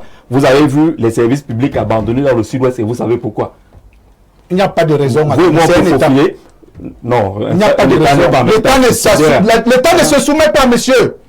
L'État ne se soumet pas. Soyons sérieux. Non, vous êtes sérieux? Oui, l'État ne se soumet pas. L'État ne négocie pas avec les indigènes. Les indigènes? Oui. Je ne sais pas de quoi vous parlez. D'accord. Tout est dans la responsabilité de l'État, monsieur le romancier. Je voudrais effectivement rejoindre un peu Rodrigue qui parlait de la tolérance administrative. Ne voyez pas les gens parler vous-même. Vous n'êtes pas le modérateur de ce débat, monsieur. Vous n'en avez pas qualité. Voilà, vous n'en avez ni la qualité ni les compétences. Allez-y, on n'a plus beaucoup de temps sur ce débat. Les gens qui veulent le remplacer pour lui. Il n'a pas au niveau de la SCDP, voilà, l'idéal eût été, voilà, que l'on déplaça justement les installations de la SCDP, mais c'eût été très dispendieux. Très difficile. Donc effectivement, l'État a choisi de déloger les populations qui étaient là pour les reloger du côté de Mendon, Mendon village. Oui. Voilà, tout à fait. Mais il se trouve que, comme vous le dites si bien, ces populations sont revenues. Malgré la zone de démarcation qui avait été mise sur pied par la SCDP, vous trouvez aujourd'hui que les populations vont au-delà de cette zone de démarcation-là. Monsieur le Président, moi j'aimerais bien vous voir aux affaires, en commençant déjà au niveau local, parce que comme vous le dites si bien, vous savez, la question du logement, quelque part aussi, relève de l'autorité communale. Parce que normalement, lorsque vous délivrez un permis de bâtir, la commune se devrait de dépêcher les personnes sur place déjà pour vérifier les normes même. Voilà, donc la majorité de ces communes sont de construction. C'est pour ça que moi j'aimerais vous voir aussi, voilà, avoir quelques communes et puis voir quelle gestion vous en ferez. Moi au jour d'aujourd'hui, plutôt que de ressasser ce passé-là et à chaque fois de questionner les responsabilités, nous devons être pragmatiques et proactifs. Voilà, la catastrophe, nul ne la prévoit. À cause d'un mégot de cigarette, on s'est retrouvé là. Et souvenez-vous, 2 ans plus tard, pour moi qui vivais à Voatanambala, juste au quartier général, il y avait eu des explosions, toujours à cause d'un mégot de cigarettes. Voilà, toujours cette négligence-là. Ça peut arriver. Nul ne saurait prévoir des catastrophes. Mais une fois qu'elles surgissent, tout ce que nous devons faire, c'est prendre des dispositions pour pouvoir mieux réagir lors des prochaines éventualités. Dans ce sens-là, moi, je crois que chacun, en ce qui le concerne déjà, quand vous prenez le risque vous-même d'aller vous installer près d'une... Voilà, vous êtes votre premier garant de votre sécurité. Voilà, à un moment donné, vous-même, vous devriez vous interroger. Parlons même, c'est-à-dire de la pollution même seulement de l'air. Comment parvenez-vous à vivre dans de telles conditions? Je serais d'accord avec vous maintenant que vous convoquez peut-être la question du logement dans notre pays, parce que par moment, vous vous rendez compte que les gens se retrouvent là, peut-être parce qu'ils n'ont pas les moyens de s'offrir un logement décent. Vous voyez, aujourd'hui, nous sommes dans un pays où il y a une forte concentration, souvent dans des habitations. Vous avez Éric Rodrigue, vraiment, si vous n'avez pas de moyens, n'allez pas vous installer dans une zone difficile. N'allez pas vous exposer parce que vous n'avez pas les moyens. C'est pas parce que vous n'avez pas de moyens que vous choisissez d'aller vous mettre sur les flancs de montagne, au marécage, là où tout peut vous arriver. Ceci n'arriverait pas si l'État permettait justement que les logements sociaux, justement, échouent à ceux-là. Parce que malheureusement, vous vous rendez compte que les logements sociaux, malheureusement... Mais ça ne justifie pas la vôtre. Non, c'est pour dire aujourd'hui que les Camerounais, voilà, qui n'ont pas forcément un pouvoir d'achat conséquent, devraient s'orienter vers des habitats à logement, vers des logements à loyer, des habitats à loyer modéré, des HLM. Voilà, c'est comme cela qu'on les appelle. C'est logements sociaux chez nous. Mais si vous vous rendez compte que ce sont souvent parfois des décideurs qui n'en ont même pas besoin, qui vont encore prendre eux-mêmes ces logements sociaux et puis se muer en bailleur parce qu'ils vont les prendre, voilà, pour les louer à d'autres personnes. Il y a un problème, voyez-vous. Mais la loi doit être dure. Voilà. Ces zones non constructibles. Il ne faut pas que les gens s'installent dans une zone non constructible. Je crois que le maire de la ville, ça c'est clair. Je crois que ça c'est clair. Il y a des filous dans ces municipalités qui délivrent les permis de bâtir. Voilà, tout à fait. Parce qu'il y en a qui en ont. Lorsque vous allez dans ces zones, vous voyez bien que c'est affiché, permis de bâtir, numéro tant. Et lorsqu'on n'en a pas et que la commune arrive et met la croix de cet endroit, l'endroit où vous venez vous effacer vous-même. Vous continuez. J'ose croire justement que le maire de la ville qui a choisi de mettre au chômage de nombreux Camerounais qui se débrouillaient dans la vente à la sauvette, n'ayant pas de moyens de s'offrir un comptoir à 60 000 francs l'an parce que n'ayant pas d'économie, ils sont très pour aujourd'hui avoir un peu d'argent dans leur compte épargne, s'ils en ont même. J'ose croire que le maire de la ville interviendra de ce côté aussi pour déloger ce beau monde-là parce qu'il ne faudra pas attendre. D'accord.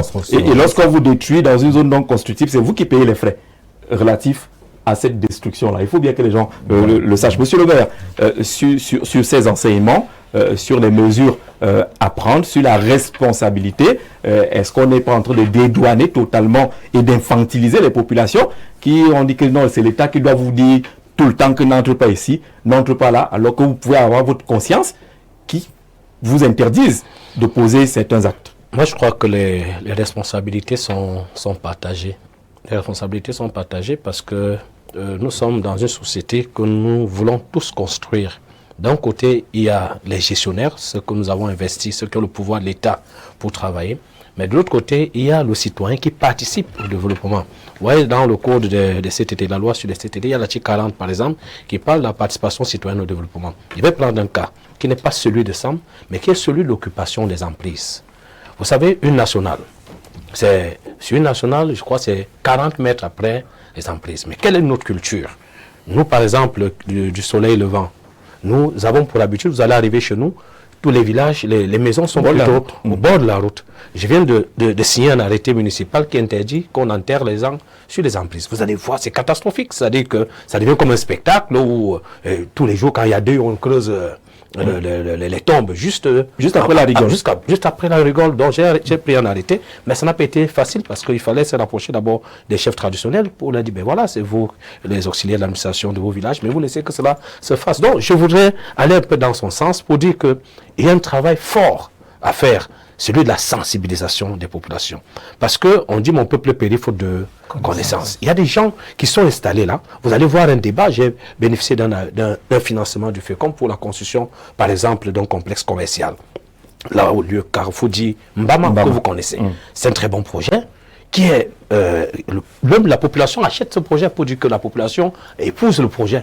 La population épouse le projet. Mais comment déloger les gens qui sont installés là depuis des années, qui ont mis des tombes et autres? Ça passe par des négociations. Il faut davantage sensibiliser nos populations parce que c'est dangereux de toujours tirer sur l'État. L'État, c'est qui? L'État, c'est nous tous. Parce que toujours dire qu'ils sont incapables. Vous savez, manager, c'est négocier. Et c'est pour ça que j'ai apprécié la petite virgule qu'il venait de faire au président. Allez gérer. Allez gérer, vous allez comprendre vous n'allez pas prendre simplement le bâton, commencer à taper les gens n'importe comment.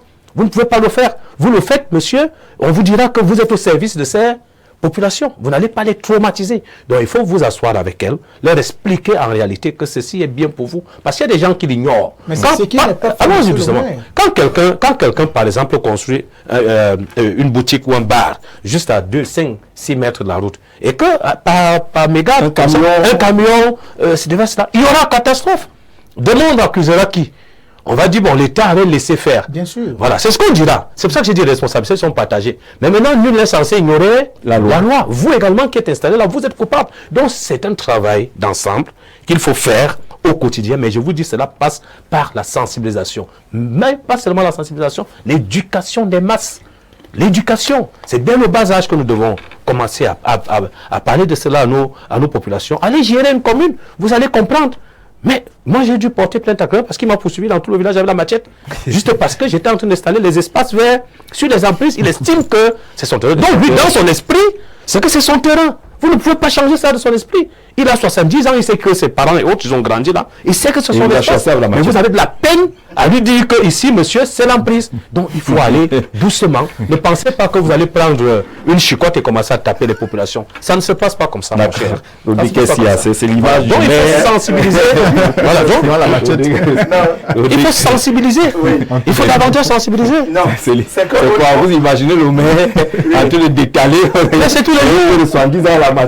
C'est tous les jours. Chasser. Ouais, on va sortir de cette affaire-là. Vous voyez qu'on aura tiré un peu de temps. Ce sujet est digne d'intérêt. Je ne sais pas si ce serait excessif de le dire.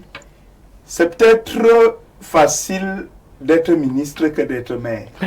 Vous ne dormez pas. Parce que vous êtes face. Donc vous êtes avec ces populations. Vous êtes avec ces populations. Voilà, sans stigmatisation ou dénigrement.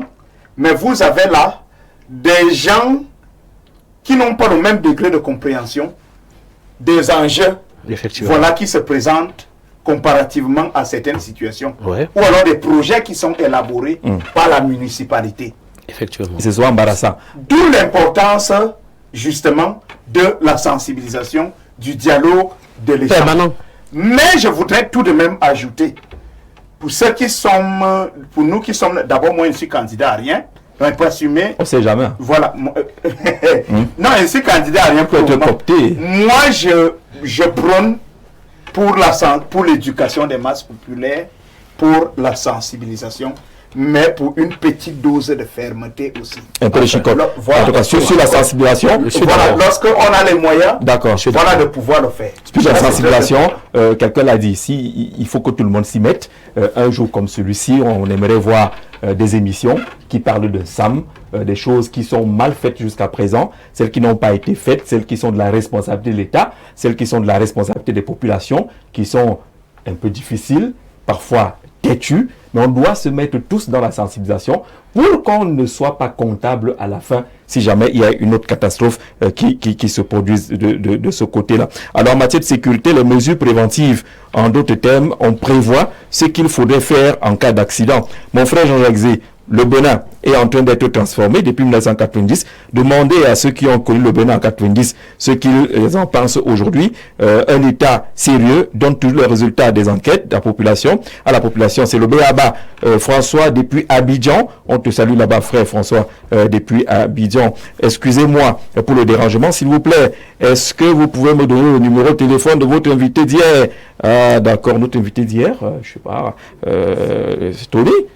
Avant-hier, voilà, avant-hier, Tony Obama. D'accord, Jean-Jacques Zé, vraiment, dites à tu n'as pas ce mot, ce président de parti, de sensibiliser ses concitoyens. Au lieu de tout mettre sur le dos de l'État, la responsabilité est d'abord individuelle. C'est chacun qui doit se protéger avant de compter sur l'État. Qui est même l'État? Alain Dessos. Monsieur le Président, moi je suis d'accord avec lui. Hein. On ne va pas appeler ça des histoires. On n'est pas des kamikazes, on n'est pas en même temps des irresponsables. C'est l'État qui vous donne l'autorisation d'installer. Bonsoir Jean-Jacques Zé et ceux qui n'ont pas l'autorisation, ils n'ont pas attendu l'État. Ceux qui sont en Bankolo, ils n'ont pas attendu. On doit les arrêter. Oui. Merci. Oui. Merci. D'accord. Vous parlez de la création de la direction de la protection civile. Elle a fait quoi au nord, à la falaise de Tchan, à Bankolo, à Damas, autres. Le peuple a fini par aimer ces bourreaux. Laissez ce monsieur en bretelle parler. Il a pleinement raison. Voilà. Maintenant, il faut savoir à quel moment doit-on intervenir face à des catastrophes peut-être aussi naturelles. Un homme politique qui dit « Je suis un bassa vraiment, l'opposition du Cameroun me fait rire. » Très belle émission. les gars suivent tout. Non, c'est votre identité. C'est votre identité. Je veux rompre avec l'identité nationale. C'est votre. Donc, bonsoir Jean-Jacques. Tout ira de mal en pire dans notre pays. S'il vous plaît, les cimenteries secrets dans les habitations et dans les hauts fourneaux. Dans chaque coin de Douala, monsieur Jean. Voilà. Qu'on les arrête tous. Je vous invite à rester concentré sur le débat. En 98, le Cameroun n'en était qu'à ses débuts en matière de sécurité incendie et industrielle. Il serait donc injuste de critiquer le gouvernement pour les carences de l'époque. Notons que le président de l'époque s'était rendu sur les lieux de la catastrophe accompagné de monsieur Amadou Ali, comme en témoigne une vidéo disponible sur TikTok Njoya depuis Mendon, qui nous rappelle justement cette descente des plus hautes autorités de ce côté-là.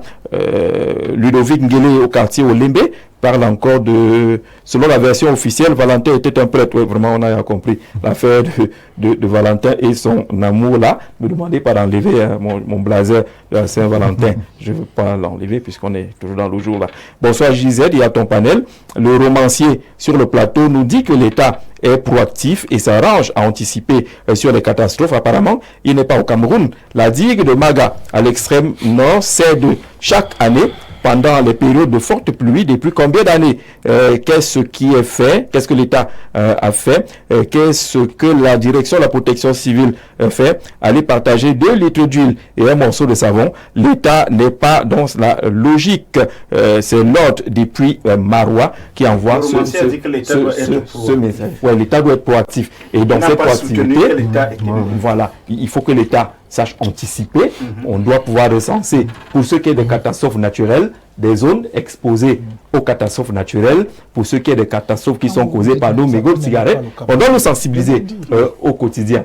On va maintenant évoquer en très peu de temps l'actualité politique. Le fait politique hier, c'était autour de la célébration des 92 ans du chef de l'État, la mobilisation des jeunes au palais polyvalent des sports qui ont appelé le président Paul Biya à être candidat à la prochaine élection présidentielle, qu'ils sont avec lui jusqu'à la gare, c'est ce qu'indiquait une banderole, et ils ont promis d'ailleurs mettre la main dans la poche pour eux, ces jeunes-là, payer la caution de 30 millions de francs CFA pour que Paul Biya soit candidat.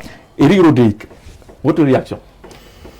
Ce qui est arrivé au Palais des Sports relève de la fiction à laquelle nous a habitués le RDPC. Je vais être obligé de me désolidariser de monsieur le maire sur ce plateau. Voyez-vous, et ils sont tellement prévisibles que je savais déjà, lorsque j'ai appris qu'il y avait cette manifestation là au Palais des Sports pour la célébration du 92e anniversaire du chef de l'État, je savais forcément qu'à la fin, il y aurait soit une motion de soutien, mais quand même, ils ont innové cette année, parce que là, on a des jeunes, des présumés jeunes, voilà, qui s'engagent à payer la caution du chef de l'État comme s'il en avait besoin. Qui sont ces jeunes? Le soutien, non? Qui sont ces jeunes? On parle là des jeunes du gouvernement, parce que je crois que le gouvernement camerounais a sa jeunesse à lui. Des jeunes souvent ramassés dans des campus universitaires moyennant une somme de 2000 francs. Donc, voilà. À ces 5000 personnes qui avaient hier, qui est arrivé, chacun a eu 2000 francs. C'est de la ceci relève de la clochardisation. Est-ce qu'on a des éléments pour le dire? De la clochardisation. Mais pour vous, c'est-à-dire, la question que vous me posez relève de vos compétences, monsieur Jean. Non, moi, je n'ai pas soupçonné. À vous d'enquêter, justement. À vous d'enquêter. J'ai vu les images, on va montrer les images de ces jeunes. Vous savez, nous avons tous, chacun un petit frère, une petite sœur qui, justement, se rend au campus tous les matins.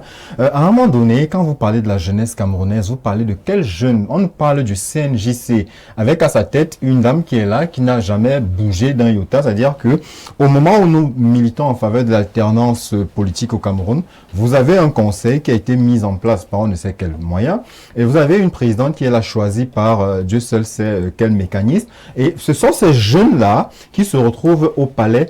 Ce qui s'est passé hier relève d'une inconscience et même d'une incompétence politique. Pourquoi?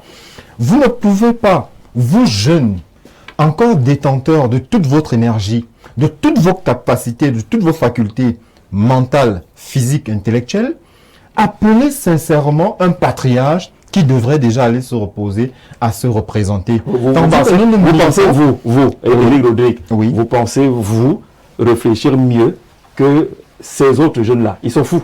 Je pense ils ont perdu leur faculté mentale. Je pense que si en 40... Parce que votre élément, c'est l'âge du président. Je pense que si en 43 ans, ce gouvernement n'a pas été capable de répondre aux questions du chômage jeune. Pas du président de la République. Voilà, qui est à la tête de son gouvernement, naturellement. Parce qu'il est responsable de l'incompétence de son personnel politique. Si en 43 ans, vous n'avez pas pu répondre aux questions de chômage jeune, et j'aime à le dire souvent. Selon vous? Non, mais je le dis parce que vous ne pouvez pas mener des politiques publiques sur le chômage si vous n'avez déjà pas le recensement de votre population. Si vous ne savez déjà pas combien de chômeurs vous avez. Parce qu'au Cameroun, aujourd'hui, en novembre 2024, la l'INS nous a sorti un taux de chômage de 74%. Mais qui est le chômeur?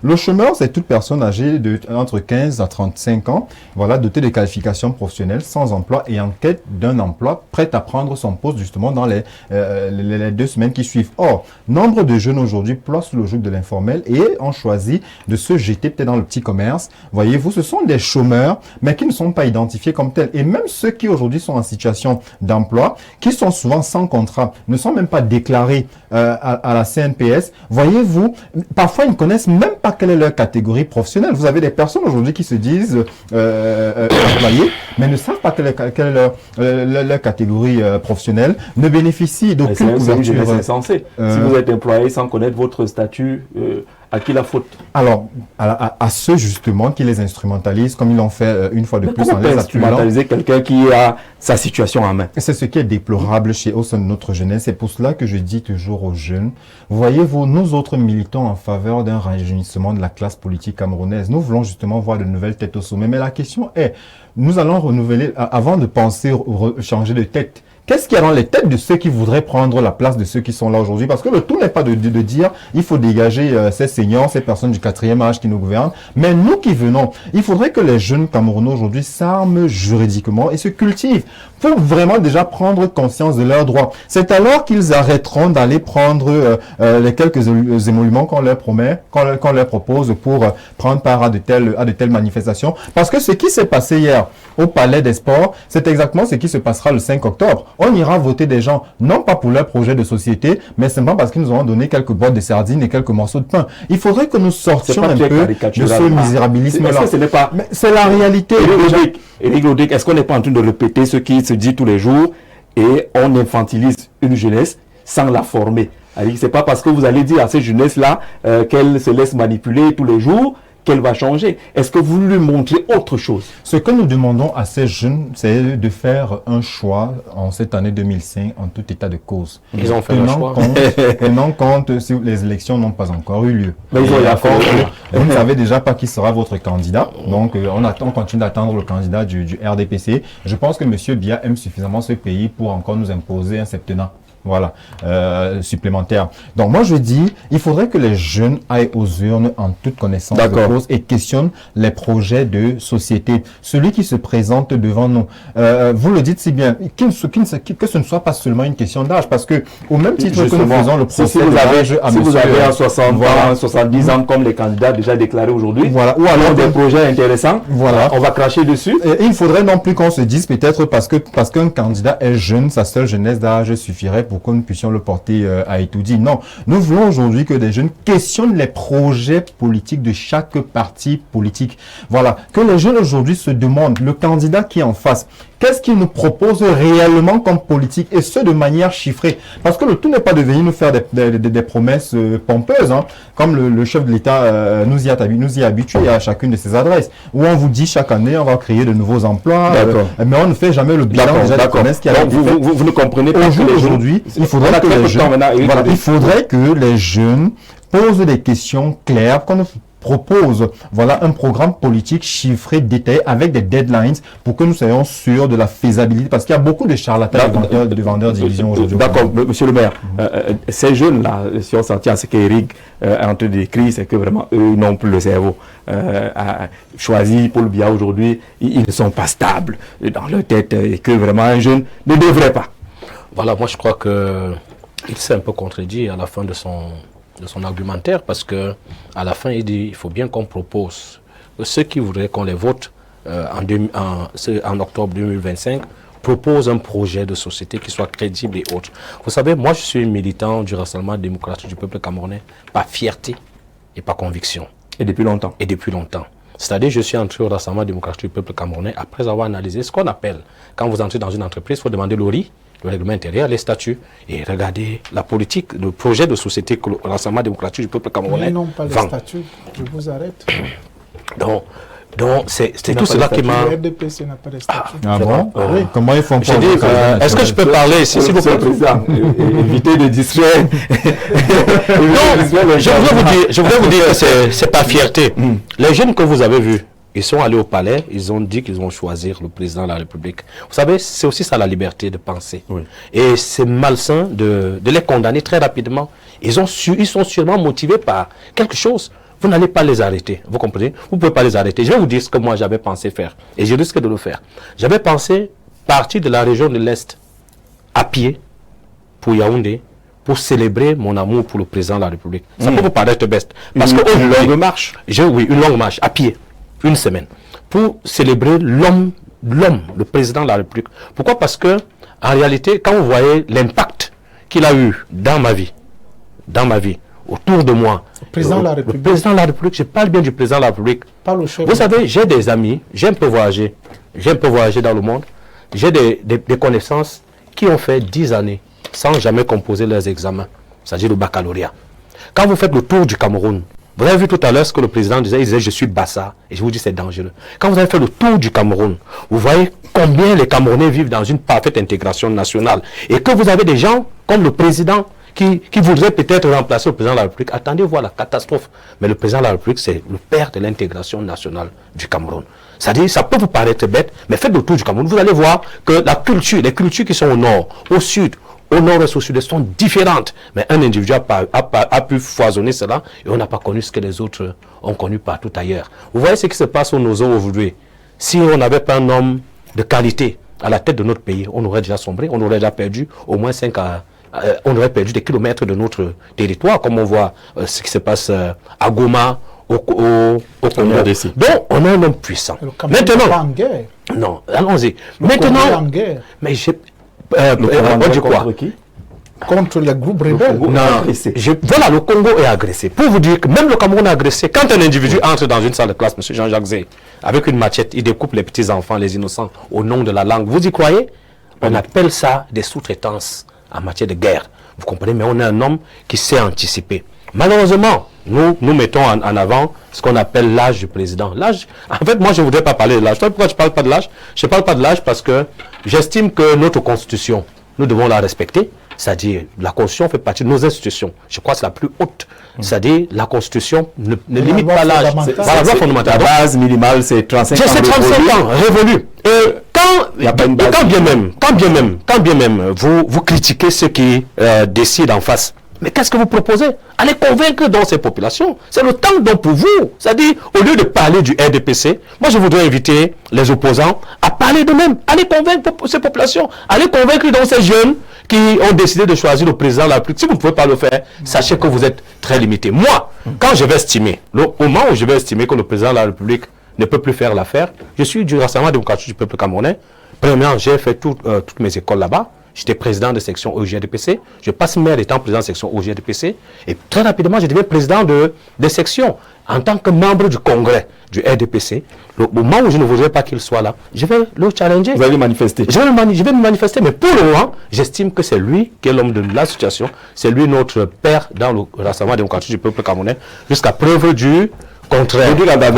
On a parlé d'une jeunesse divisée autour de la candidature du chef de l'État, entre ceux qui disent que vraiment grand-père, on t'aime bien, va te reposer, et ceux qui disent qu'on compte encore sur toi, il faut être là. Et lui-même, qui semble avoir dit dans son discours qu'il est encore prêt à nous servir.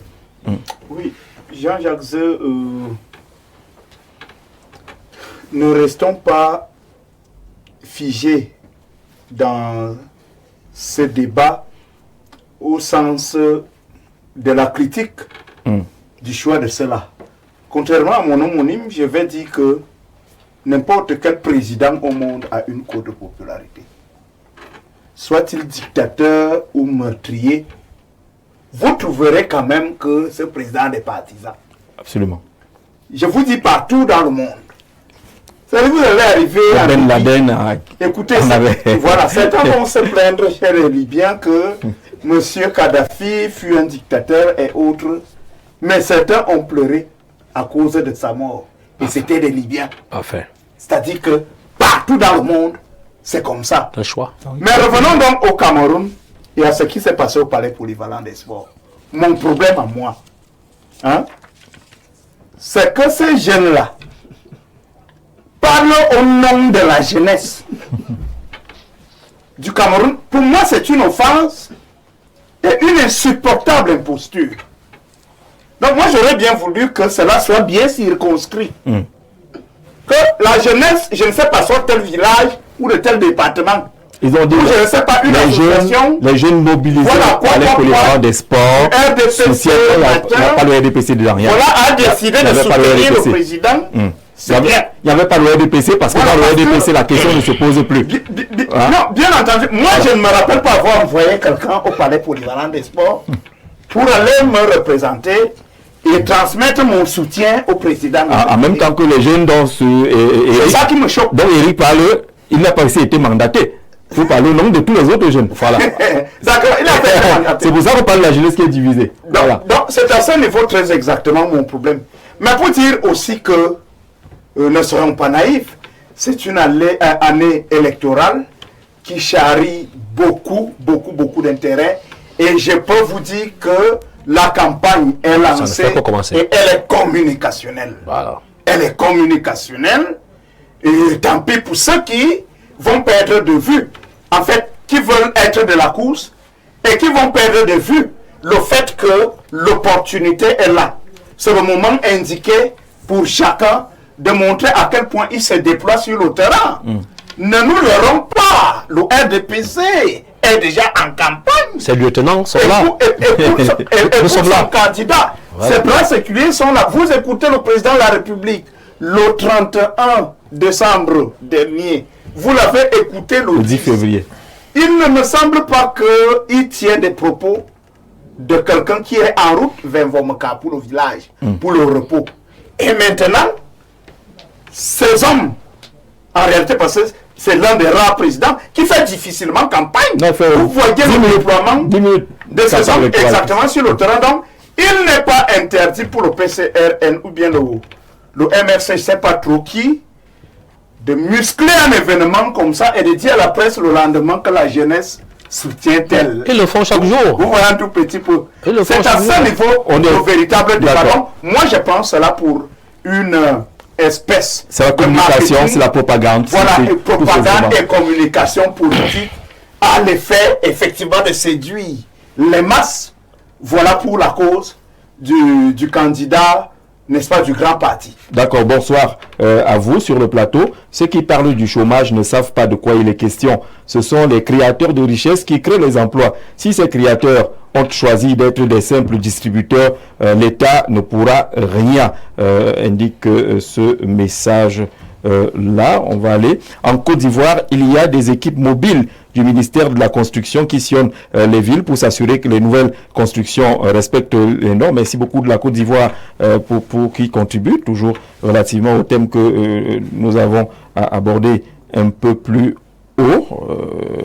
Alors, bonsoir. Voilà un président de parti politique qui révèle son identité et fait son repli identitaire à Mondovision. Je suis Bassa. Il fait exactement comme les deux autres et surtout comme son frère. Il demande si un trou peut remplacer un fossé. Je ne sais pas trop de quelle sagesse il s'agit. Ça vient de quel village? Monsieur Jean-Jacques Zé, ainsi qu'à votre panel, bonsoir. L'écrivain a pleinement raison. Cette jeunesse dont vous parlez n'est pas le reflet de ce dont parle monsieur le maire. Faites une enquête environnementale. Vous comprendrez que ces jeunes sont instrumentalisés par les hommes qui sont aux affaires et militent pour le parti État, à l'instar de monsieur le maire. Celui ne dira jamais le contraire. Est-ce qu'il est maire du RDPC? Il voulait qu'ils disent le contraire. Comment ce même État ne reconnaît pas les jeunes de moins de 20 ans. C'est un débat constitutionnel qui intéresse tout le monde. Hein. Même le RDPC est favorable à ce qu'on revoit un peu la majorité électorale. Monsieur le Président, cette jeunesse-là, il y a pratiquement deux camps qui se dessinent. Ceux qui disent Paul Biaoui va de l'avant et ceux qui disent que grand-père, ça va, on n'est pas content, il faut aller te reposer. Le président va demander qu'on les arrête, qu'on les mette en prison. Il faut noter que la politique est le choix du préférable et du détestable. Merci. Et que, d'abord, moi j'ai soutenu le président Biya parce que l'élection présidentielle est l'élection d'un individu. En 2018, j'ai été candidat déclaré et j'ai soutenu le processus qui a abouti, celui du président Biya. Finalement, vous n'avez rien eu. On vous a promis des choses, on n'avait rien eu. Écoutez, je ne l'ai pas soutenu pour à cette époque, il avait un candidat appelé tu vas les balayer. C'est vraiment tout un autre épisode. Non, c'est pas ce candidat. Il a été le candidat du à l'élection municipale. Il y a des 4. Et tu vas le balayer qui représentait le PRP. La présidentielle. Oui, 2018 c'est la présidentielle. 2020 c'était le municipal. Oui. Le municipal, voilà. C'est pour revenir à ce que je disais que ces jeunes. Et 2025 2025, pour l'instant, mon candidat ne s'est pas encore déclaré. Ça veut dire que je continue à soutenir mon candidat. Ce processus qui a abouti. Attendez. Du coup, vous n'êtes plus opposant. Non, ce n'est pas une question de position. On peut avoir des contradictions. On peut avoir des divergences. C'est malheureux. Même écoutez, après le tableau que vous avez sorti dans cette émission. Non, en amitié, il faut accepter que son ami puisse penser différemment. Vous comprenez? Son ami peut penser différemment en amitié. J'ai soutenu un processus parce que l'élection présidentielle, c'est l'élection d'un individu. Maintenant, c'est de ma volonté politique de dire au président que, monsieur le président, je vous ai soutenu parce que vous m'avez dit ci, vous m'avez dit ça. Mais chemin faisant, je me rends compte que tout ce que nous nous sommes dit en tant qu'amis politiques, ce n'est pas ce que vous avez réalisé. Ce n'est pas ce que vous avez donné aux Camerounais. C'est pour ça que je dis, en amitié, on peut accepter que son ami puisse penser différemment. C'est pour ça que je dis... Mais qu'est-ce que vous appelez l'amitié politique? L'amitié politique, c'est que je l'ai soutenu dans son programme de société. C'est ça que moi j'appelle le soutien toujours. Et je le soutiens toujours. Toujours. D'accord. En le critiquant, je ne le critique pas, je dis ceci. L'amitié est acceptée. J'accepte qu'il accepte que je peux penser différemment. Vous comprenez? C'est ça l'amitié. Un ami violent. Je suis mais c'est ça la vérité. C'est ça la vérité. Je suis d'abord politique. Et sur les accords, je me suis rendu compte que, en tant que Camerounais, en tant que politique, ce n'est pas ce que mon peuple vit. Mais c'est de ma liberté de lui dire que, monsieur le président, ce n'est pas normal ici. Et lui aussi doit l'accepter parce que c'est ça l'amitié. d'accepter que son ami puisse penser différemment. Maintenant, quant aux jeunes qu'on nous présente au Palais du Sport, qui invite qui? C'est la question qu'il faut se poser. Je vois les membres du gouvernement assis. Est-ce que cette jeunesse a pris cette initiative de façon indépendante? Pourquoi il faut les encadrer par les colonnes de l'État? Il fallait que cette jeunesse aille d'elle-même, avec ses propres moyens, sans la présence de ces commis de l'État. Ça veut dire qu'en quelque sorte, cette jeunesse est influencée. Oui, qui est allé vers qui? Monsieur Jean-Jacques, c'est pas toujours. Parce qu'ils auraient pu célébrer cet anniversaire ailleurs. Monsieur Jean-Jacques, par exemple, si tant est que la Côte de population, s'il vous plaît, cet événement était souvent célébré au Palais des Congrès. Il a lieu chaque année à l'anniversaire du chef de l'État et les membres du gouvernement débarquent toujours. Donnez-moi ils ont une lecture politique, c'est les politiques. Ils se disent que si on ne voit pas sur l'affaire là, on va dire que peut-être qu'on Monsieur Jean-Jacques, je voudrais, excusez-moi de vous arracher la parole pour une minute, pour vous dire ceci, n'est-ce pas? Nous avons 360 communes au Cameroun. Et dans ces 360 communes, au moins 300 jeunes ont défilé aux couleurs du Rassemblement démocratique du peuple camerounais. Alors, lorsque vous faites le ratio entre ces jeunes, ces millions de jeunes, je ne parle pas des milliers, ces millions de jeunes qui ont défilé dans tout le Cameroun, aux couleurs du parti, Rassemblement démocratique du peuple camerounais, et ce qui est au Palais de Congrès. Au moins, ils ont cette chance. Alors, pour vous dire que les jeunes qui ont défilé dans les 360 communes se sont levés d'eux-mêmes. Ils n'ont pas été invités par une élite ou bien un ministre, quel que ce soit, et se sont mobilisés pour défiler. Parce que le Rassemblement démocratique du peuple camerounais est un parti organisé. Laissons ces jeunes qui sont levés, ils étaient minimes, ils étaient des milliers, mais je vous dis, des millions de jeunes ont défilé aux couleurs du Rassemblement démocratique du peuple camerounais. Alors, le président dit, lui soutient le président Paul Biya. C'est la volonté. Il a soutenu, il le soutient toujours, mais il ne veut pas que les autres jeunes soutiennent le président Paul Biya. Non, mais ce n'est pas ce que je dis, monsieur. Ah d'accord, je veux bien comprendre. Il veut manger seul. Non, mais on ne mange pas ici, monsieur. Il s'agit de la République. Parce que l'enjeu pour nous... Il y a la galanterie de la République. L'enjeu pour nous, au Parti républicain du peuple, c'est la République. Oui. L'enjeu, c'est la République. Ce n'est pas des intérêts égoïstes. J'ai assez de moyens pour moi et ceux qui m'entourent pour vivre. C'est pas... D'abord, je suis Camerounais et le Cameroun est pour tous les Camerounais. Ah, maintenant vous n'êtes plus Bassa. Au moins, on a avancé. Comprenez? Mais j'appartiens à une tribu qui est Bassa. C'est mieux dit comme ça. Je ne vais jamais me désolidariser de là où nous ne vous le demandons pas. Parce que d'abord, il faut retenir de prioriser l'identité nationale. Je suis originaire d'un révolutionnaire, Ruben Omiobe. Et là, il faut toujours le dire. Maintenant, quant à ces jeunes dont nous parlons, leur présence au palais du sport, et avec tout ce que j'ai vu en images, moi je pense que ces jeunes ont été influencés. Et que ces jeunes ont été manipulés, instrumentalisés. Respectez-les, s'il vous plaît. Il fallait que ces jeunes, de leur propre gré, de leur propre volonté, décident de soutenir le président de la République sans la présence de ces colons de la République. Mais ils n'ont rien dicté. Mais permettez, M. Jean-Jacques. Les gens que vous appelez les colons de la République, qui sont vos amis. Non, je veux ramener mes amis. Je suis l'ami du président de la République.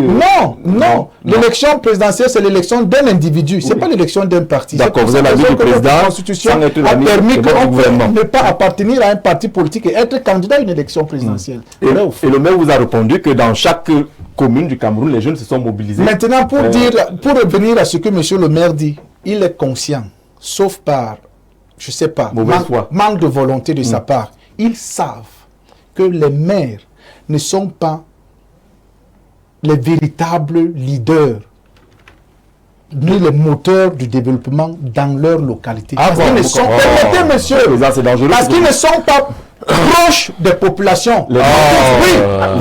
Oui. Mais alors... Je vous dis, si un le fait, on a 360 maires. On a 360 maires. Vous ne pouvez pas prendre un maire et vous dites que vous êtes un maire. Vous connaissez un maire qui n'est pas proche de sa population? Oui, je peux les citer. Je peux les citer. Vous êtes son adversaire politique au village ou bien? Pas son adversaire. Je ne parle pas proche de sa population. Non. Être proche de la population, monsieur Jean-Jacques Zé. Vous savez ce que veut dire être proche de la population? Dites-nous si c'est différent. Je vais donc vous dire. Monsieur le maire qui est en face de nous ici aujourd'hui, attention, qu'il nous dise. Moi, j'ai été à Tok, si c'est de là où il est. Il est maire d'Atok. Il est maire d'Atok. Voilà. À l'époque du sous-préfet Massé. Massé qui allait à Garigombo après. J'ai été à Tok. J'étais encore étudiant. Vous étiez encore étudiant. Peut-être que ce n'était pas votre mandat à l'époque. Mais quel est le maire qui est proche des populations? Ça veut dire que il vient ramasser la poubelle ensemble avec la population, qui vient s'asseoir là où on mange les beignets et écouter les doléances et les besoins des populations. On le fait. Vous parlez d'un maire, voilà, 360 communes. On parle de 360 communes. Si vous dites qu'un seul le fait, non, monsieur Jean-Jacques, moi je vais vous dire, nous sommes à Yaoundé. Nous sommes à Yaoundé. Je peux vous dire, mon parti a été candidat à l'élection municipale Yaoundé 4. Donc le maire actuel là n'est pas proche des populations. C'est de lui que vous voulez parler? Je parle pas de lui. Je suis d'abord un ressort. J'habite en Kola Famba. Non, ne tournez pas autour du pot. Vous voulez parler de quel maire? Je parle de tous les maires du Cameroun. Non. Ils ne sont pas proches des populations. Monsieur Jean-Jacques, vous savez, le maire de... Parce que le maire d'Atok qui est ici habille les habitants de la jeunesse d'Atok avec la tenue du RDPC en contrepartie d'1 000 francs. On voit ça ici au boulevard quand les femmes là attendent le président de la République. Oui, donc c'est des femmes. Quand ils sortent, vous êtes le président là. Bien sûr, mais il faut les gens à 1000 francs. Moi, je vous dis. Les jeunes vous écoutent. Bien sûr, monsieur le maire, soyez vrai. Vous ne croyez à rien. Soyez vrai, monsieur le maire. Monsieur Jean-Jacques. Nous voyons ces femmes-là qui restent sur le boulevard. Lorsque le président sort de l'aéroport, elles sont là de 7h à 20h à l'échange de c'est elle-même qui parle. Je vous ai le militantisme. C'est elle-même. Pourquoi leur donner 1000 francs? Pourquoi leur donner 1000 francs? Monsieur le Président. Pourquoi leur donner 1000 francs? Merci. Voilà. Merci. Monsieur Jean-Jacques, je n'ai pas parlé des jeunes. J'ai parlé de moi. Je vous ai dit pourquoi je soutiens le président de la République. Et ces jeunes que vous voyez partout, chacun a son histoire. Et je souhaite quand même que les opposants camerounais respectent les choix des uns et des autres. Vous n'allez jamais parler pour le peuple. Il y a des gens qui veulent devenir subitement président de la République, pourtant ils sont incapables, ne serait-ce que d'être conseillers municipaux dans leur localité. Vous comprenez? Et parler des jeunes, des maires comme il vient de parler, c'est péjoratif. C'est-à-dire, il a l'impression d'avoir fait le tour du Cameroun et il dit tous les maires ne sont pas proches des populations. Un maire qui n'est pas proche de la population n'est pas un maire. Parce que le maire, c'est la représentation même. C'est la représentation même de la population. Même recevoir vos habitants, vous les recevez pas. On connaît, monsieur, nous vous voulez parler d'un maire. Vous voulez parler d'un maire, parlez de votre maire. Si c'est votre projet de campagne, si c'est votre projet de campagne, profitez de j'ai appelé le maire, je ne le connais pas. Personnellement, j'ai appelé le maire de Yaoundé 5 parce que j'ai vu circuler dans les réseaux sociaux une mobilisation des jeunes. Je crois que c'était même plus que ce que j'ai vu au Palais du Congrès. À Yaoundé 5, il a mobilisé des milliers et des milliers de jeunes. Vous direz toujours que tous ces jeunes, on les achète. Mais si on les achète, c'est le choix. Vous avez beaucoup d'argent, finalement. Vous avez beaucoup d'argent. 1000 francs, 2000 francs. Respectez-les. 5 000 jeunes 1000 francs. Respectez-les. Et également, lorsque le président de la République gagne avec 71% des voix, c'est qu'il achète les millions de populations. Soutien comme nous. Voilà. Vous savez ce que vous recherchez. Et là, il ne soutient aucun maire. Et que le président, lui, peut gagner à 11%. Il n'achète personne. Restez concentrés. Le président n'achète personne, il a le soutien des partis politiques. C'est quoi, léger, quelque chose voilà. Des partis politiques là. Il a le soutien des partis politiques. Vous pensez qu'un parti politique va se lever comme ça pour soutenir le président? Non, dis-nous, la vérité, on finit par là. Mais la vérité, c'est que nous sommes républicains. Quand vous soutenez le président là, c'est pourquoi? C'est la République. D'accord. Les autres... Non, mais je ne parle pas des jeunes, je parle de moi. Et les autres? Les autres, j'ai dit, il aurait dû faire cette manifestation seul, sans la présence de ces ministres qu'on a vus là. Alors, on retient que vous êtes toujours soutien, vous soutenez toujours le président de la République et vous êtes d'accord qu'il soit candidat à la prochaine élection présidentielle, c'est ça? Mon soutien continue jusqu'à la fin du mandat. On a compris. Et s'il n'y a pas de bonne négociation, vous arrêtez. C'est parce que je dis, tant qu'il est candidat, tant qu'il est président, je soutiens cette coalition. Et s'il est candidat, vous soutenez toujours? S'il est candidat, je suis libre de dire que les 7 ans là ne m'ont pas convaincu. Voilà. C'est ça l'amitié, c'est d'accepter que son ami puisse penser différemment. Monsieur, on vous dit merci d'être venu à ce programme, la dernière édition de la semaine. Et notre journée va se poursuivre parce que tout à l'heure à 21h, c'est à vous la parole. Et à vous la parole, donne la parole au ministre de la Santé publique, le docteur Manaouda Manachi. À 21h, rendez-vous. À ne pas manquer. Très bonne fête la Saint-Valentin pour ceux qui fêtent et qui croient en l'amour.